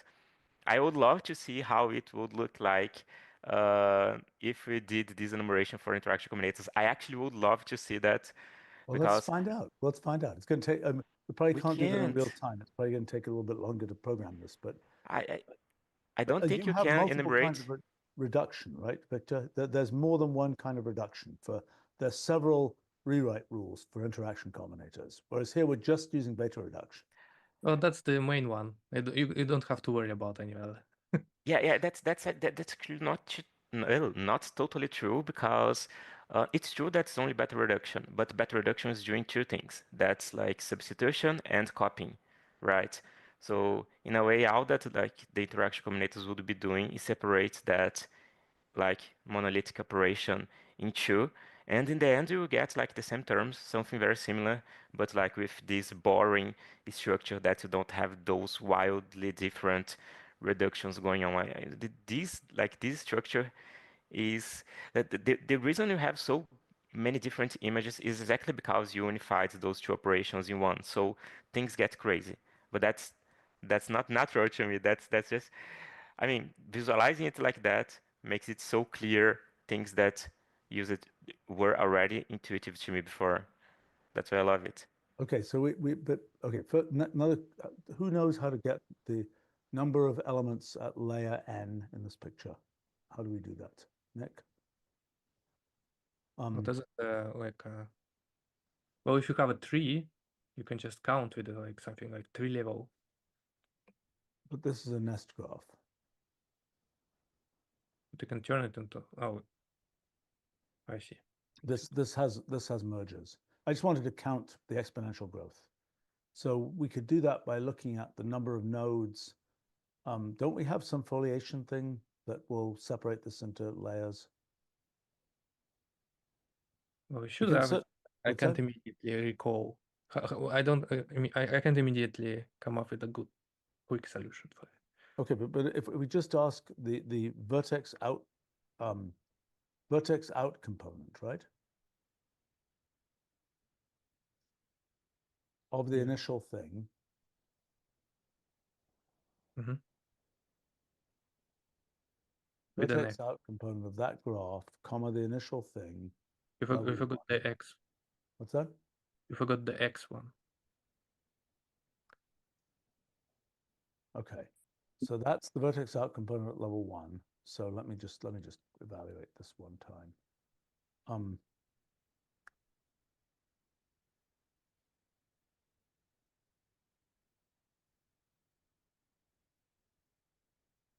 Okay, so here, let's say n, and we want to say length of the vertex out component of n, and then we want to say table that. Shouldn't be an n in a list. Why? Just like did I that do away. I don't know. Oh, I see what you're saying. To get the layer. Yeah. N goes up to, well, let's say 6. Okay, so that's our, so let's try doing this up to 8, for example. And that up to 8. Okay, so that's our growth. And actually notice that those numbers are very similar. Well, let's just go a couple more steps. Let's live dangerously. Let's go to 12. Nah. Well, maybe that's Danger. not well.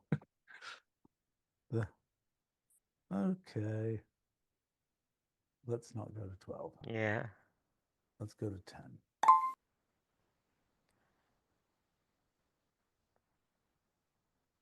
Come on, that's going to work. I think that's gonna work. What's that? It's only If you- exponential, isn't it? I don't know. It jumped like from few hundreds to 4,000. So I don't know.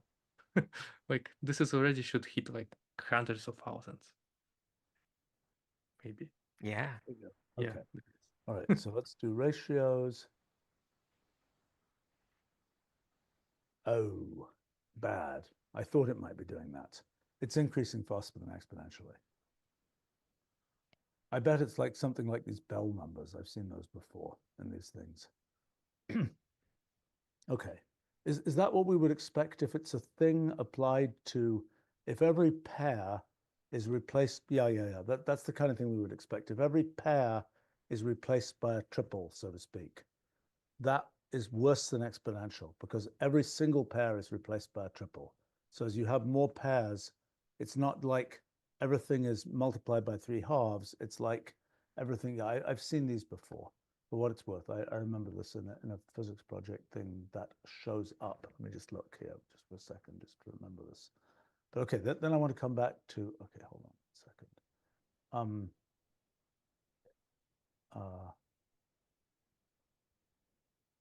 Let's see.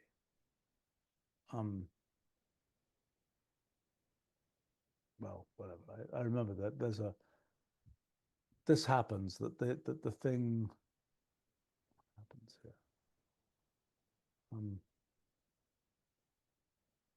Yeah, I mean, there's a bunch of things like, oops.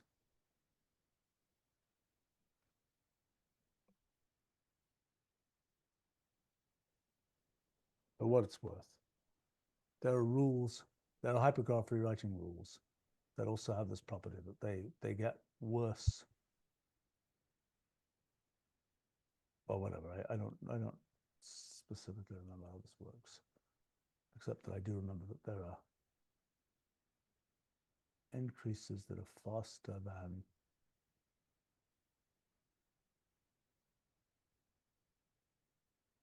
well, whatever, doesn't matter. Okay, so it's faster than exponential growth. All right, what else can we learn quickly about these things? So we've seen, we could work out the busy beavers. What else are we going to learn here?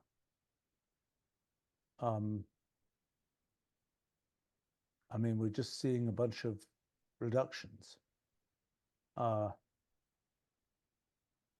There's a question, I guess, of how, well, okay, for interaction combinators, Victor, what is the, you presume, obviously, if they're universal, there must be things that don't terminate. Yeah. But isn't it the case that, I mean, they can't be purely deterministic. That is, they can't have no multi-way, no spreading in multi-way space. Is that true? I mean, there must be different reductions that give different. Or is it the case that the reductions are always, that you always just have diamonds? That seems very, very surprising. That you can, that the things will just have a diamond on every step. So I would love to see the visualization for that, but what's on my mind is that you have just like borrowing diamonds everywhere, and then you have some terms that return to itself, and then you have some terms that the diamond goes on forever, but it's always a diamond, right? That's how I see it. I'm kind of confident of that, but it could be wrong. So you That's how I say it see it. basically makes a grid. Your belief is that the worst thing it could do is make a grid, that it can't, for example, do this exponential growth thing that we're seeing here. Is that the claim? I am skeptical, I have to say. Nick, do you have enough? Yeah. Go ahead. Sorry. No, the thing is, one thing that's perhaps a little bit confusing in that lambda calculus version is that a lot of things can happen in a single step. So what's a step, right? What's a line there? And in the lambda calculus, many things can happen, and that even makes it a little bit more difficult to visualize. But on interaction combinators, there's just one thing that can happen in a step. That's O1 reduction rule, right? So yeah, I do think that kind of confidently, but like could be wrong, but like 99% confidently that like the only thing that happens is that it grows like a perfect diamond, and if you do the same kind of computation, you will never see this kind of exponential growth because you like are plotting by number of reductions. So that can't happen. I could be wrong, but that's okay. So I'm going to make how I a guess predict. that it is not a simple grid. That the grid can end up with multiple folds effectively. That while locally it might be a grid, that you can still have, you can have grids of, instead of just being a two-dimensional grid, that it can be a grid that folds out in any number of dimensions. No. Like if you do the reduction plots, like those trees, I think it's just like literally like just a pyramid. Like I'm not sure if that's how you pronounce that, but that's just the only image that I can see emerging from that kind of system. Okay, Yeah, so Literally I'm just like a guessing that it big isn't triangle. that. I'm guessing that, so what you're suggesting, okay, is that it would be something like a grid graph. Let's say something like, I think what you have in mind, if I'm not mistaken, is something, if I do this and I say,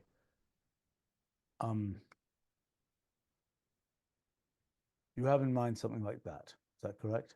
Yes, but like the infinite terms, is that how you pronounce it? But like the terms that don't end, it just never gets like in that part where it Yeah, shrinks it down. just It goes just on, goes on forever. having Yeah. lines like that. But I also think there will be some points that go to itself, Okay, right? yeah. Okay, so I'm speculating that it doesn't look like that. I'm speculating that instead it comes out that it's like a grid, that where at this point, instead of there being just two possibilities, there can be n possibilities here. yeah. That it still merges, but that there are n possibilities there. That's my guess. But Nick, do you have the technology to just try this? No, but Oh, I do agree I- with you. I think you're right yeah. about that, actually. I mean, I we have could probably make a model version of that, but go ahead, Nick. Oh, I definitely seen some multi-way systems of interaction nets. Maybe I can pull them off if you give me some.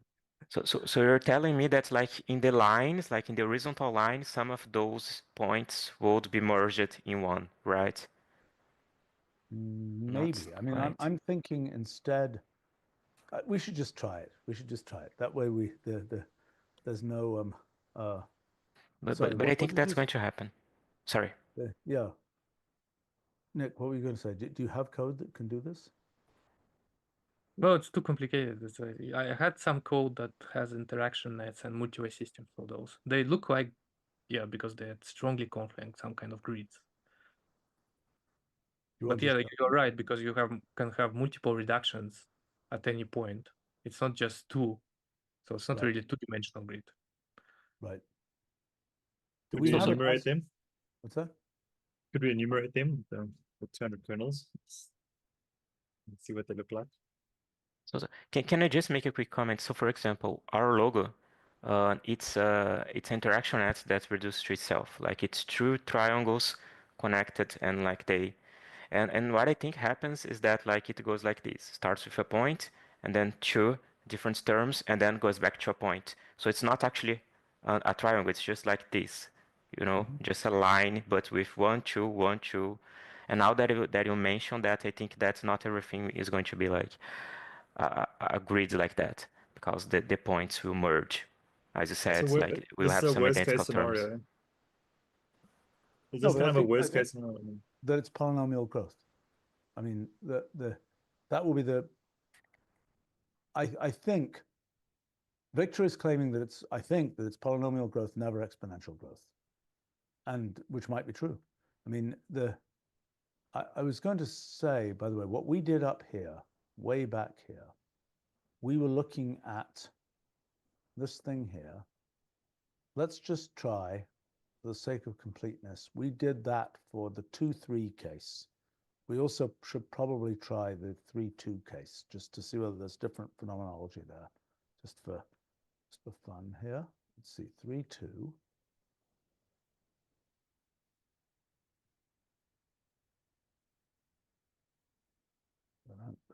Looks very similar. Nothing happened. Okay, let's go up to 8 again.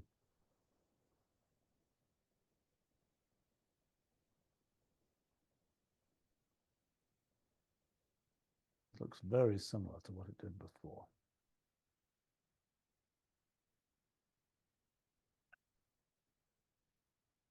Well, that's just a silly, messy drawing of it. Okay. Now we get some that don't seem to be converging anymore. How can I avoid these silly things here? Is that a graph layout? That's a graph layout option inside here, right? Well, where is this? Canonical graph. Oh, that's this nest graph, right? So I need to say the canonical graph here. Well, you can key map, because those are associations. You can key map a graph with the graph. Onto these. No, but I have to do a map of a key map. But why don't I just put it in here? Yeah, well, if it puts the option in the correct place, so it's still canonical. But yeah, Yeah, I understand. hopefully it is. This will either blow everything up completely or work perfectly. Put a comma. That would help, wouldn't it?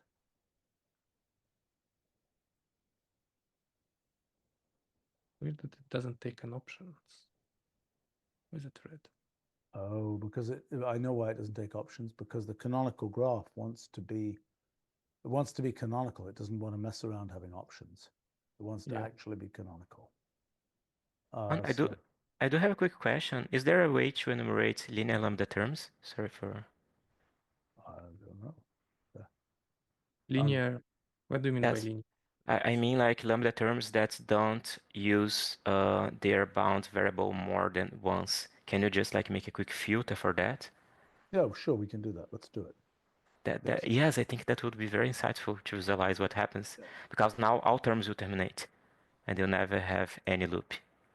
Okay, let's try that in 1 second. Let me just try. Okay. This is the Sure, group sure. by of this. Nick, help me here. We want to take, I see, we want a key map Uh-huh. onto every element here, right? We want to say key map of graph hash graph layout arrow layered digraph embedding. Actually, I could just say layered graph, couldn't I? Is that I true? think so. Yeah. Layered graph onto, that's a key map. And I'm doing that across that. There's an operator former, I think. You can just map key map. It's convenient.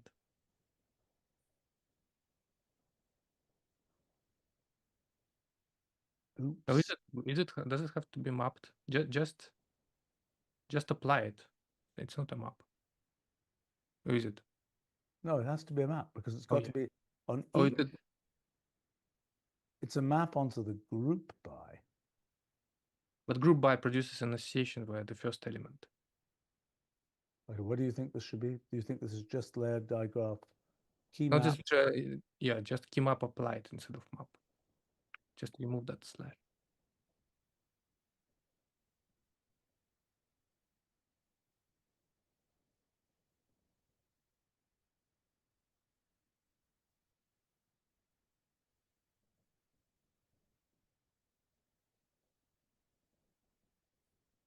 Well, that one will probably terminate after another few steps. Okay, so some of these, this is very much like combinators. Some of these have complicated forms, some of them go on forever. Okay, let's do Victor's thing. So let's say enumerate. We'll have to write it Under- out, right? What's Or we that? just got. I'm trying to just select it out. Yeah, Right. that's what we were thinking about. Is that possible, or is that too difficult with all the Bruijn indices? Now let's see. By So the way, what for Victor's cultural education, I am 99% certain that De Bruijn is pronounced De Bruijn, like that. He was Bruijn. Dutch. De Bruijn. I don't know. Somebody should say it with not a British accent. I don't know. De Bruijn. De Bruijn, yeah. I mean, I just assume everything that I pronounce is wrong by default, so you're probably right. No, I'm pretty certain. Yeah. I know enough people who knew him that Wow. he was part of he had this whole automath project. It was very interesting. I never met him, at least as far as I know. But he was very interested in the formalization of mathematics.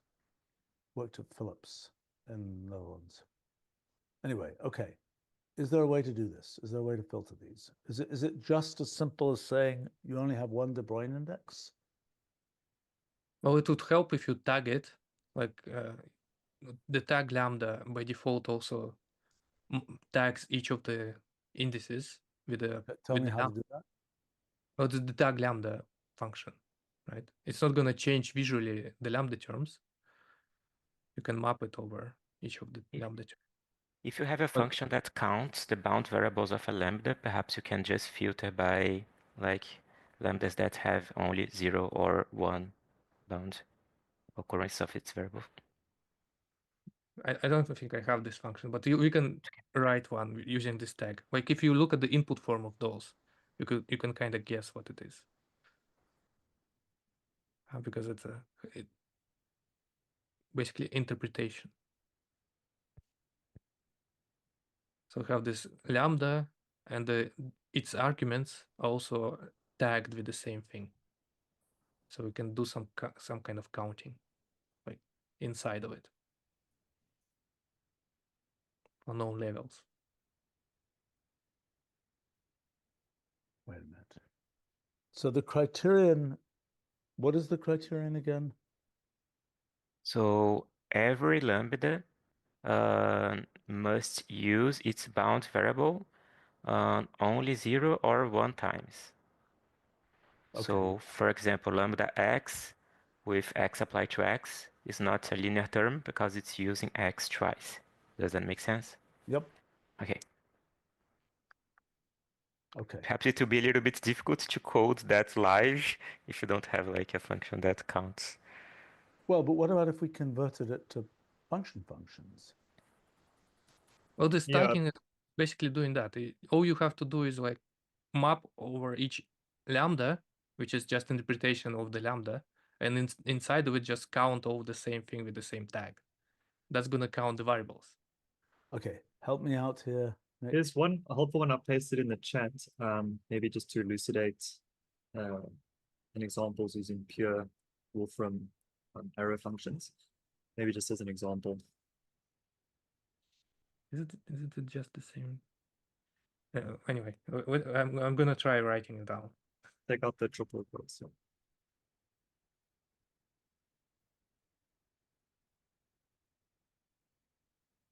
So if you can see what's going on there, it's a lambda term, the A goes to BB, yeah. So that's just plain Wolfram language. So you can actually write lambda terms in that way. Right. But this, by the way, is not an example of your thing because the A appears twice, right? That's not a linear lambda. Is that true? Even though that A appears inside a subsequent lambda. Yeah, that's true. So you need to like count the number of A's. Like if you But just anyway, make so this is, it's this lambda, there's the term, there's the first argument of this lambda, right? This first argument here. And the question is, does that first argument appear deeper, right? In other words, what we've got, Nick is probably doing this, but I could do this too, just for whatever it's worth. The thing is, it's index blank there, and then this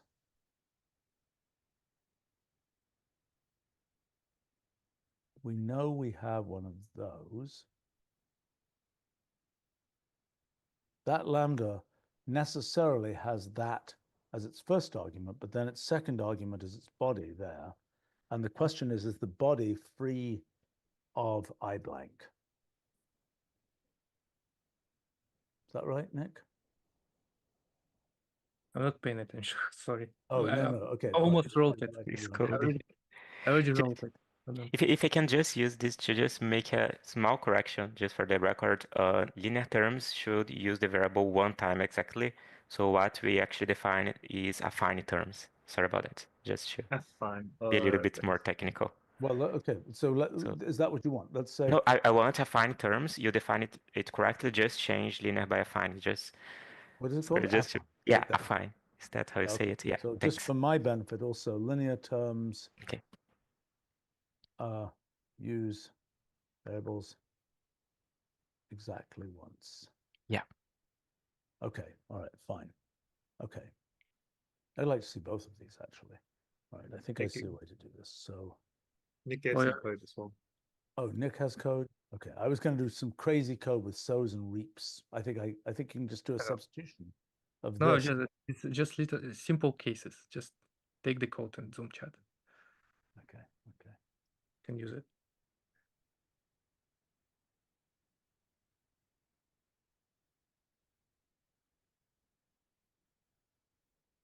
Very nice. Wait a minute, what's this? This is.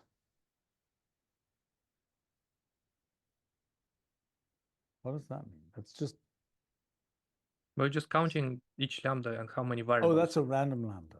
Okay. All right. Fine. Yeah. Okay. So let's go ahead then of the enumerate lambdas. And this here will be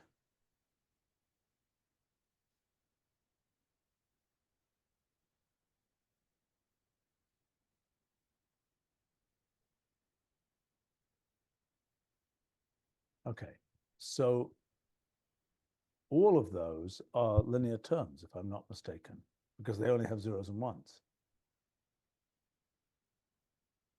So let's go ahead and do this. Let's say, just to simplify this, we can say values.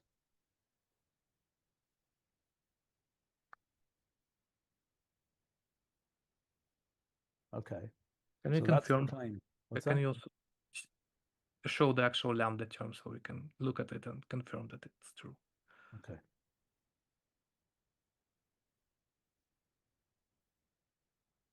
Can you show then as strings? Oh, okay. Strings or trees? What would you like?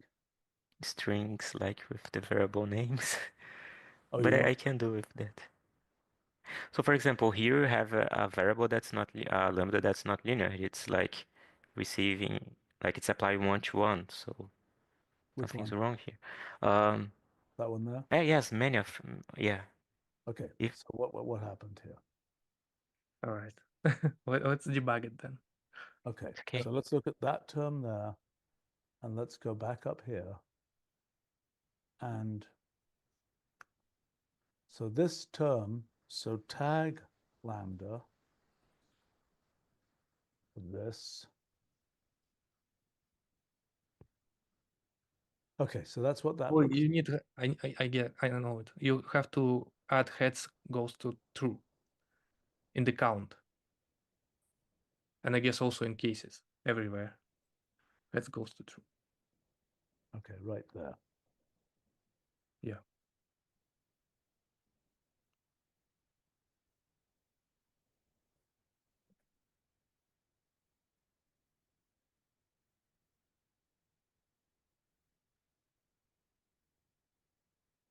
And there we go. Beautiful. Okay. nice. All right. So now let's pick out the purely linear terms. So let's say max values.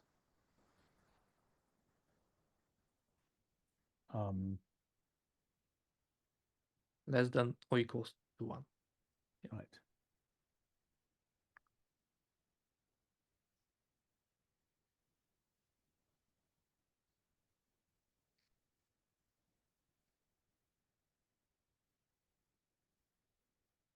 Okay, that looks somewhat convincing. All right, so now we want to do the same thing that we were doing before, only one of these guys.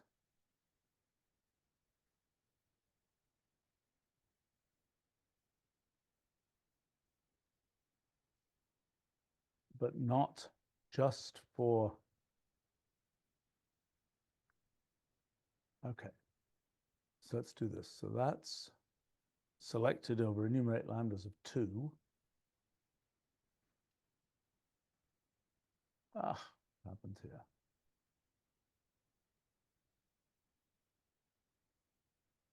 What did we do wrong?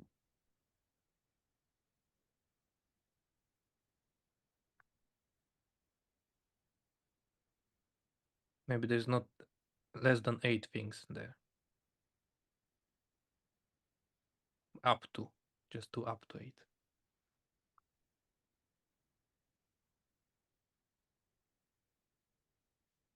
You're correct. Okay, so that's the, why did I do, what was I doing here? Why was I doing a take anyway? That take is silly. I don't want the take. Oh, I know, I see. I understand why I was doing the take. Never mind. Okay, all right. So now let's keep going. So that's the linear terms. So now let's do enumerate lambdas of, what should we do? 2, 3.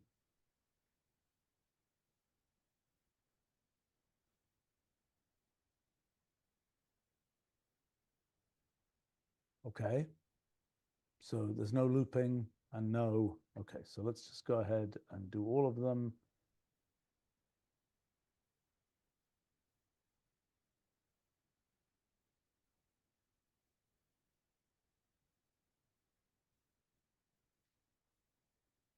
That's encouraging. Okay. Yeah. So right. So that's those are your affine terms. So let's do a 3, 2 here. So that may be more, that maybe you think that's more like what the interaction combinator versions of these will look like. It's identical. I think it's gonna look the same. I was wrong about like this diamond thing because you have equal terms. So it's exactly what you predicted. Like some points in the same horizontal line will be merged. And then yeah, Let's pick something like this. So that is probably a hypercube of some kind. Well, let's pick, I don't know, the most complicated one of these. look, that's so much more beautiful than the lambda calculus. simple lambda calculus Yeah, version. it's somewhat convincing. But it's, okay. You can see how much more natural that looks, at least to me. Yeah, no, I agree. Yeah, yeah. How you can figure any of this stuff out without being able to make these visualizations, I have no idea. I'm deeply impressed that you can figure anything out without making those visualizations. With ASCII in Vim. Yeah, right. I have like spent a lot of time drawing those things. I like drawing a lot. Not just text drawing is also so good.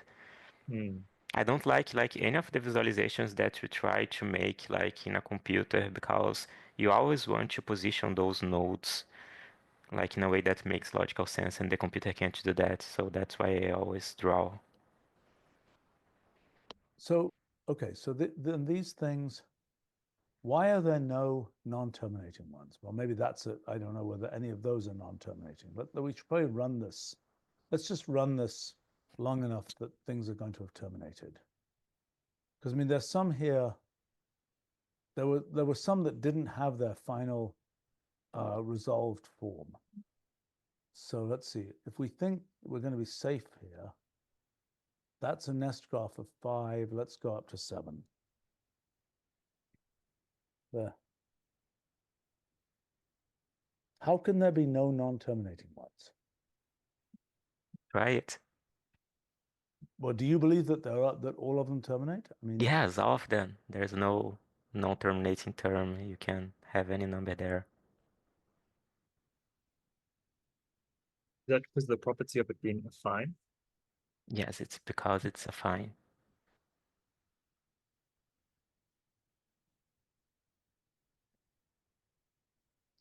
well, I admit we're not seeing anything obviously non-terminating here. Yeah, also the number of beta reductions that you have in this system is the same as you have if you use it on optimal evaluator. So the affine lambda calculus, reduce it in any way you like, is optimal already. Well, that's because of all these paths. You're saying every path to this node is of the same. So if I pick up one of these, if I pick up this graph here, for example, right? And I look at the paths from the root node to the end, right? So let's say then Count it. what's that? Then the claim is the paths are all the same length. Yeah. Which looks fairly convincing to me, but we could actually check it. How do we get the sync? Isn't there a function repository function for getting the graph syncs? I don't think there is. It's still not. I haven't done it. So we have to write it ourselves, or use your very unlikable general utilities thing. No, I'm not doing that. Much as okay, so let's see. This is, we have to select in here. I usually do it with peak. You just do the peak. First you compute the degrees, right? Vertex in degrees, out degrees.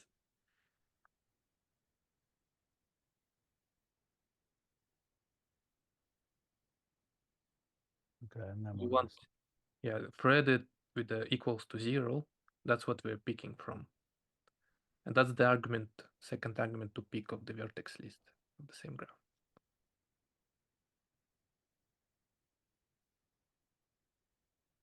I have to copy the graph again. We can turn it into a function. Brilliant. That was vertex number 1. I think it's always going to be 1 because it's canonical, right? And it's a root. Okay. So now we take this graph and we say find path, that graph, comma 1, comma 24. What do we say? Comma all? I think it's not in the list, it's just 1, comma 24. I think.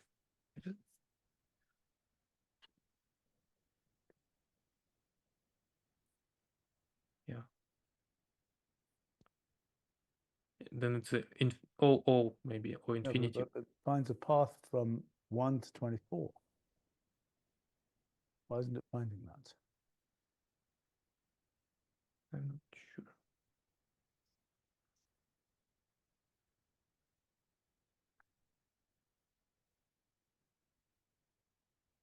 it's other way around. It's upside down.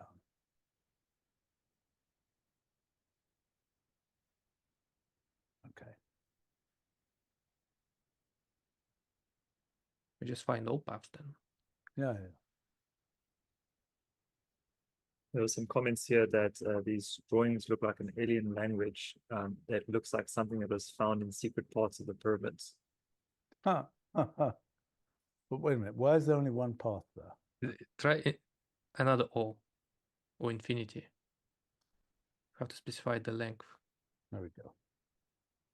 Yeah, it looks. Ta-da! Victor's theorem is so far is true. Okay. Okay, well, so this motivates looking at the same thing for interaction combinators. I agree. I still am very confused by what happens when you have a non-terminating computation in interaction combinators. How does that work? So it still has the same, I mean, I'm guessing, but very confident. It still has the same shape. It just goes on forever, like vertically. Okay, so it keeps That's on all. branching here. Yeah, forever and but never only ends. linearly. Yeah, the same kind of image just never ends. What But is it's the kind of analog of this? it's trying to go to the same point. So it's never branching like that. It's kind of branching then back, and then you see what I mean. Yeah, right. Yeah. Well, can it like actually reduce, like narrow down, and then grow again, so that it's not always grows, but like that does this. Yeah. Like I Necessarily don't so. think these are, well, I so think. that's a question for these. Do they ever do that? So if we look at all of these things, right, and we look at the layering, we just did that before, right? We looked at the number of things at a particular layer, right? We did that. We were able to do that for the exponential growth guy. Right. Length of vertex out components of this, right? So then this is, Yeah, something like that. yeah, so we want this thing here. And so what we want is for each of these things,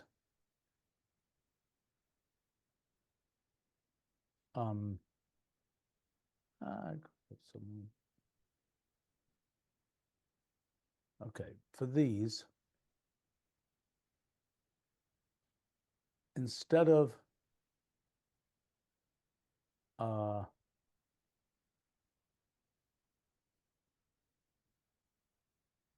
what I was thinking here, we would get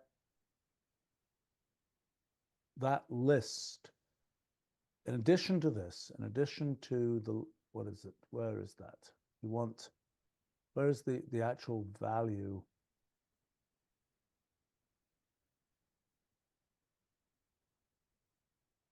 Okay, well, it's of the canonical graphs. So we can strip out everything here. Yeah, we can strip out almost everything.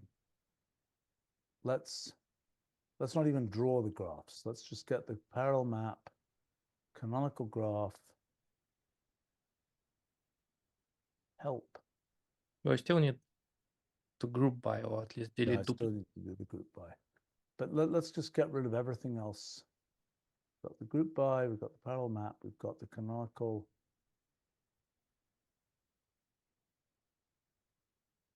Why are we grouping by? Why aren't we just doing counts? Because at this point, we've got the graph.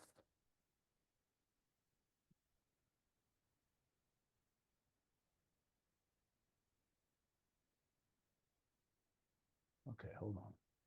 It's this, time constrained that. There's no list there. Help me out. We're not time constrained. Well, we should probably time constraint just for safety. 5-second time constraint. And the parallel map goes over this. Oh, I see.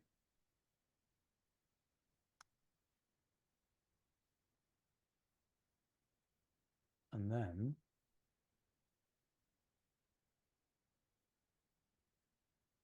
let's see if that's right.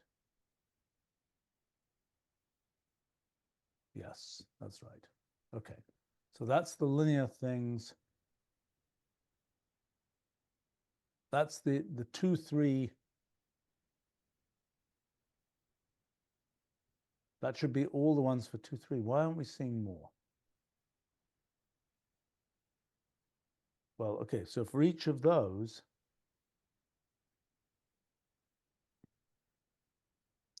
we can now do this thing here. I need to run off in a moment here, but for each of these, we are doing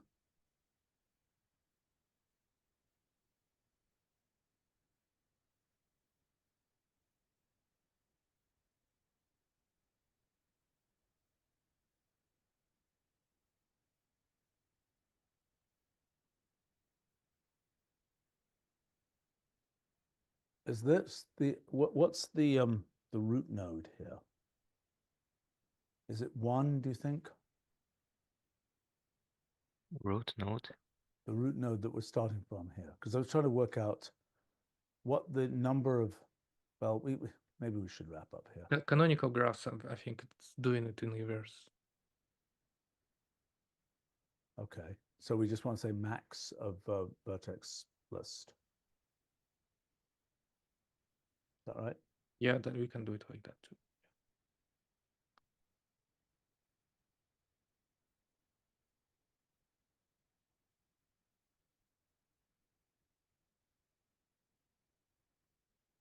Okay.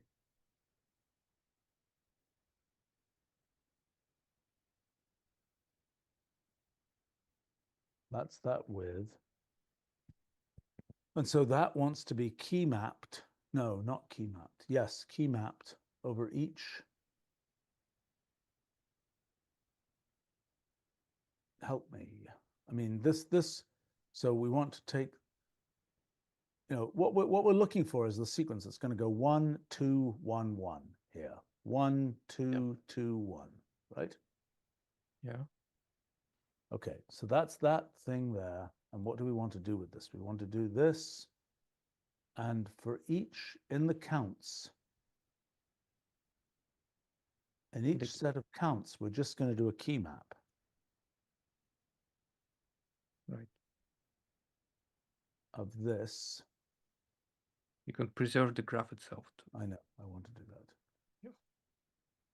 Key map onto the counts.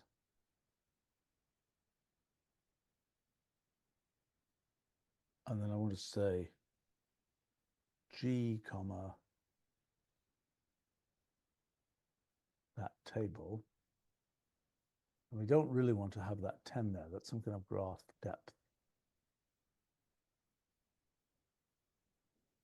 Yeah, okay. So how do we deal with the table thing? That is the length of the graph from its, how do we get that? Is that the graph diameter?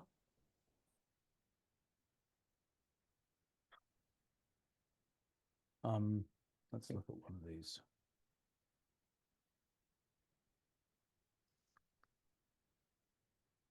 You can do graph distance because we know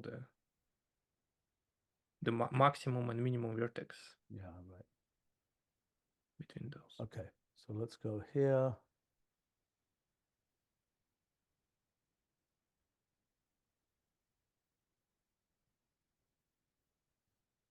Kind of weird that canonical graph does it that way around, but anyway, don't worry about that. There's a question in chat here about affine, these affine graphs and directed acyclic graphs. Are they DAGs, basically? It's a Victor, can you comment? Yeah, I think so. I mean, it's confusing to use the word DAGs here because in the implementations we don't use DAGs, but yes, I think these graphs you can claim it forms a DAG. Not sure what happens when, I mean, unless it does not terminate, right? Yeah, look at these sequences. These sequences are kind of what you would expect. And we're going to look for the bottleneck, essentially when it decreases and then increases. Yeah, right. But all of these are uniform. They're monotonic. Not monotonic. They have only one maximum.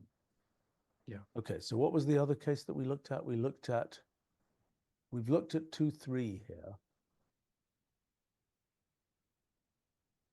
And we want to look at 3, 2, is that correct? Yeah. Because I thought 2, 3, so that's all that we got in linear, in this affine case. I'm a little bit surprised we're not seeing any flashing parallel maps here, but we're not. Okay.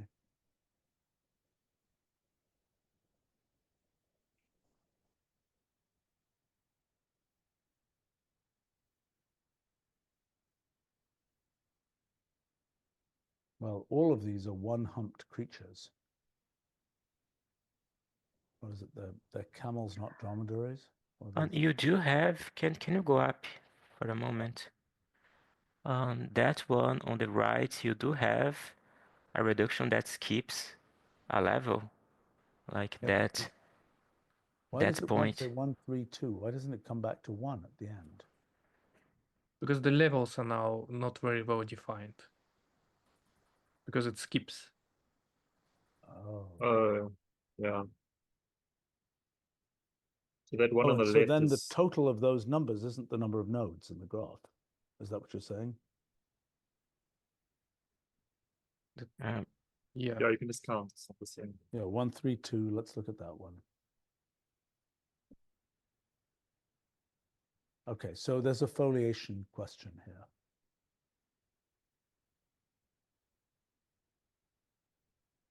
Okay, nominally, it may be that by construction, we always are doing these things that are sort of one-humped things. Let's just take a look. Okay, but we've got this graph here, and you say that could be 1, 3. Oh, I see. And that's kind of 4. Huh. Yeah, well, it matters how. Okay, so maybe that's. Does that surprise you, Victor, that that happens? Because that's a little bit Yes. different from your. I mean, that's your grid thing, but it's a grid that's been knitted together, not as a, you know, as a kind of cellular type grid. Yeah. Can we do extract the actual lambda term? Minimal. Yeah, that's I would love that. linear one that does the skipping. Okay, all right, okay, fine. Where is that? Before you do, let me ask you a quick question. Is there any other system, like model of computation, that you have observed that has this same kind of appearance? Is that how you say in English? That same look?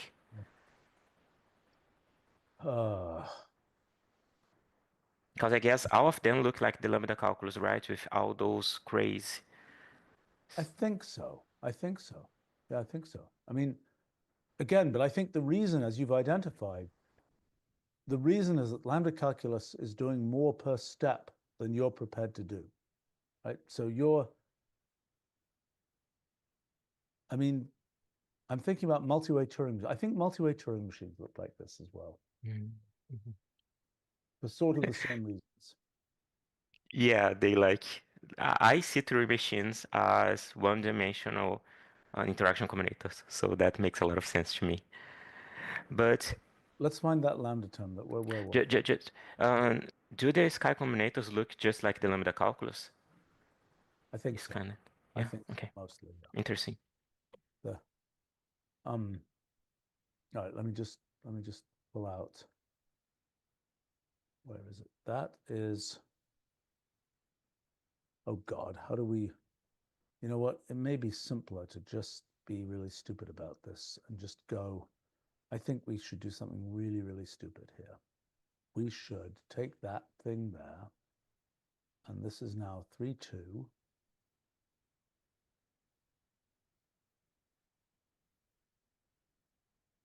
Oh.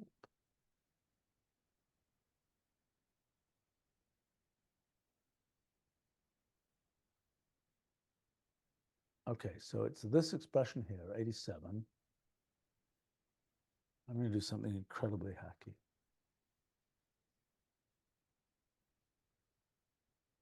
tag. So much for that idea.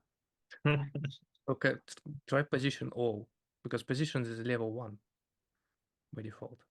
Oh, yeah, yeah, right. Nah. It also may not look at the keys because it's inside of association. Okay, hold on.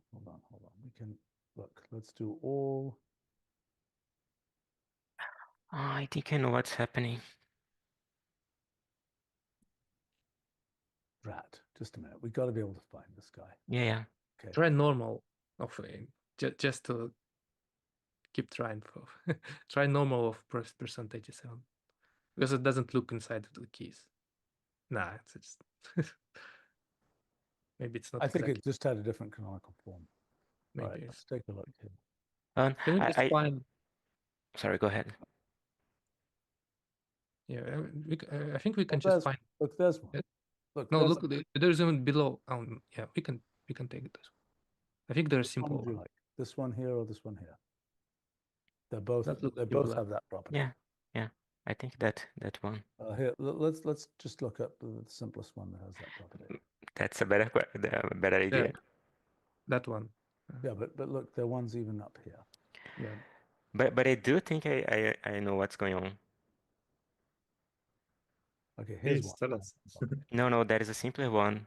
On the left. That's Just on the left of that. yeah, This one. that's better, much better. Yes, right.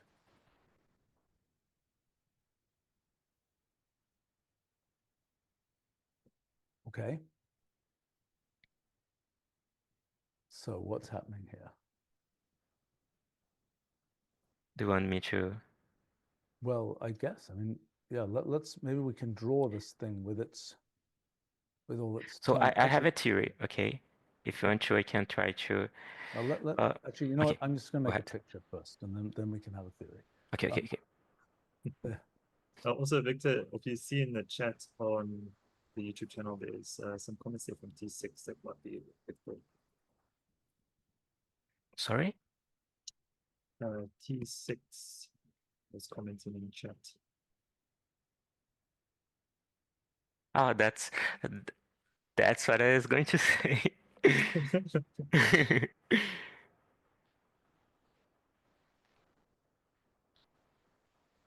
Yeah. Okay, so when you want, I can explain what's happening. Okay. Go ahead. Oh, okay. So the thing is,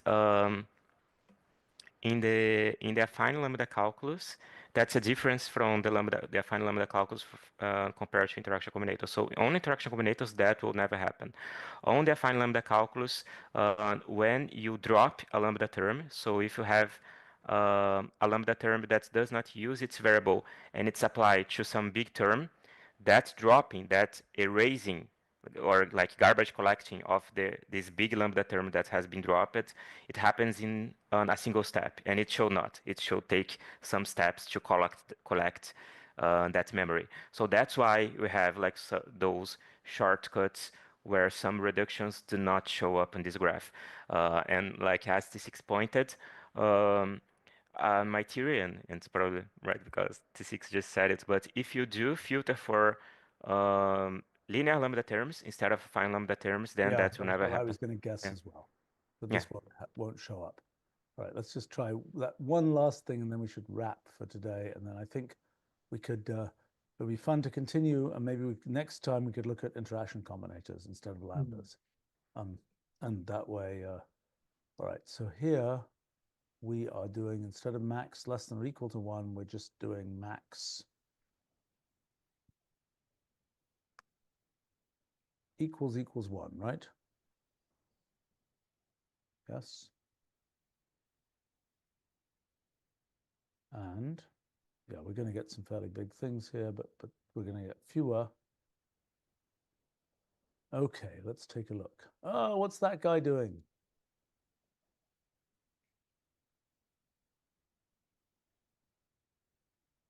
That's So that if you same do here, the right? max, you still allowing for zeros if you do max equals 1. Oh yeah, stupid. Yeah, sorry. Sorry. You should do mean. and max. I don't Should want to do min and max. I want to do min max yeah, min max. equals 1, 1, right? Yeah, yes. Otherwise known as a union equals 1.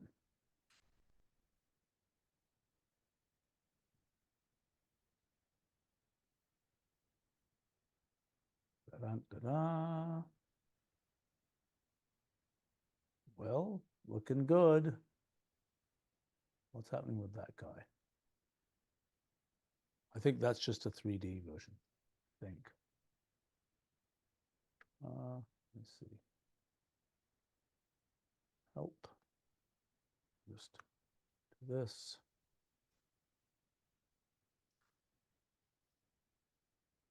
Why are these doing that? Why are they flat like that?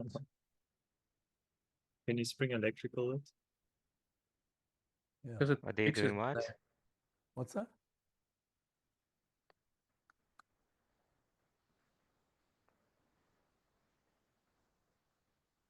you may be able like.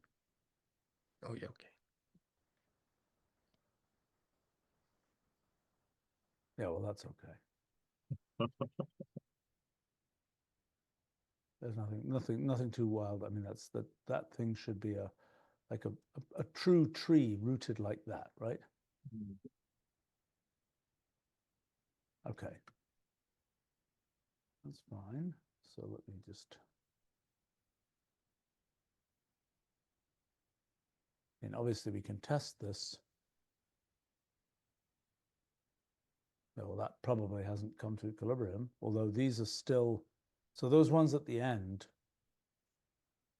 are, I mean, you claim that with this linear lambda terms thing, that you'll never get unbounded. Well, you say you might get unbounded growth, but it will be sort of grid-like. I really want to just run this one more time. So, in this version, what you're using, like affine lambda calculus, you never have non-terminating terms. On interaction combinators, you could like have those terms that don't end, but you get the same kind of picture. But one thing that you could do, if you allow for recursion on this language, then you can have non-termination and you still have this property. And that's actually very interesting because you can get a strongly confluent language just like interaction combinators, but without needing graphs and nothing like that, just on the lambda calculus, if you just add recursion. So like What top do you mean by level. recursion? I mean that you can have top-level recursive definitions. So, for example, you can define some term, give it a name, and then that term can refer to itself. So that language that you're using right now is not Turing complete. But if you do add recursion, it will be Turing complete, and it will still have this property without needing to use interaction combinator. So that's actually a very interesting language to consider. Like if you are implementing like some kind of programming language and you want strong confluence and you don't want to implement interaction nets for some reason, yes, just go with the affine lambda calculus, add recursion, and you have that, a Turing complete Well, language. we could try. So an interesting thing would be to try this enumeration. Okay, so what happens if one includes a recursion operation? Mm. All right. Well, now you've given Victor, you've given a pretty good set of motivating examples for looking at interaction combinators. So that's what I want to do next. Is let's see the same thing for interaction combinators. Let's see what what the simplest interaction combinator programs actually do.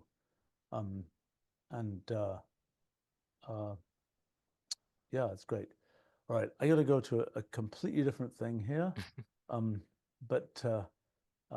the thing that I'm about to look at is some things to do with biological evolution. And actually, some of those kinds of evolutionary processes one can imagine applying to these lambda expressions and to interaction combinators as well. But I think that's for another time,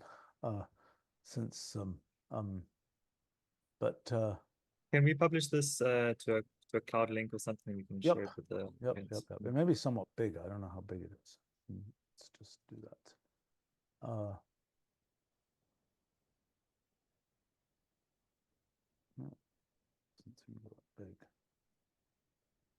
Is it on Dropbox? If it's on Dropbox, I can. No, I'm just doing it. Can pick it up. Yeah, it's in our working files thing.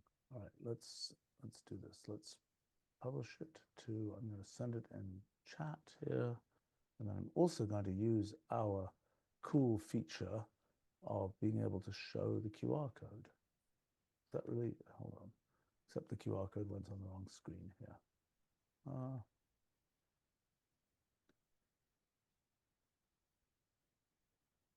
There we go. So Cool.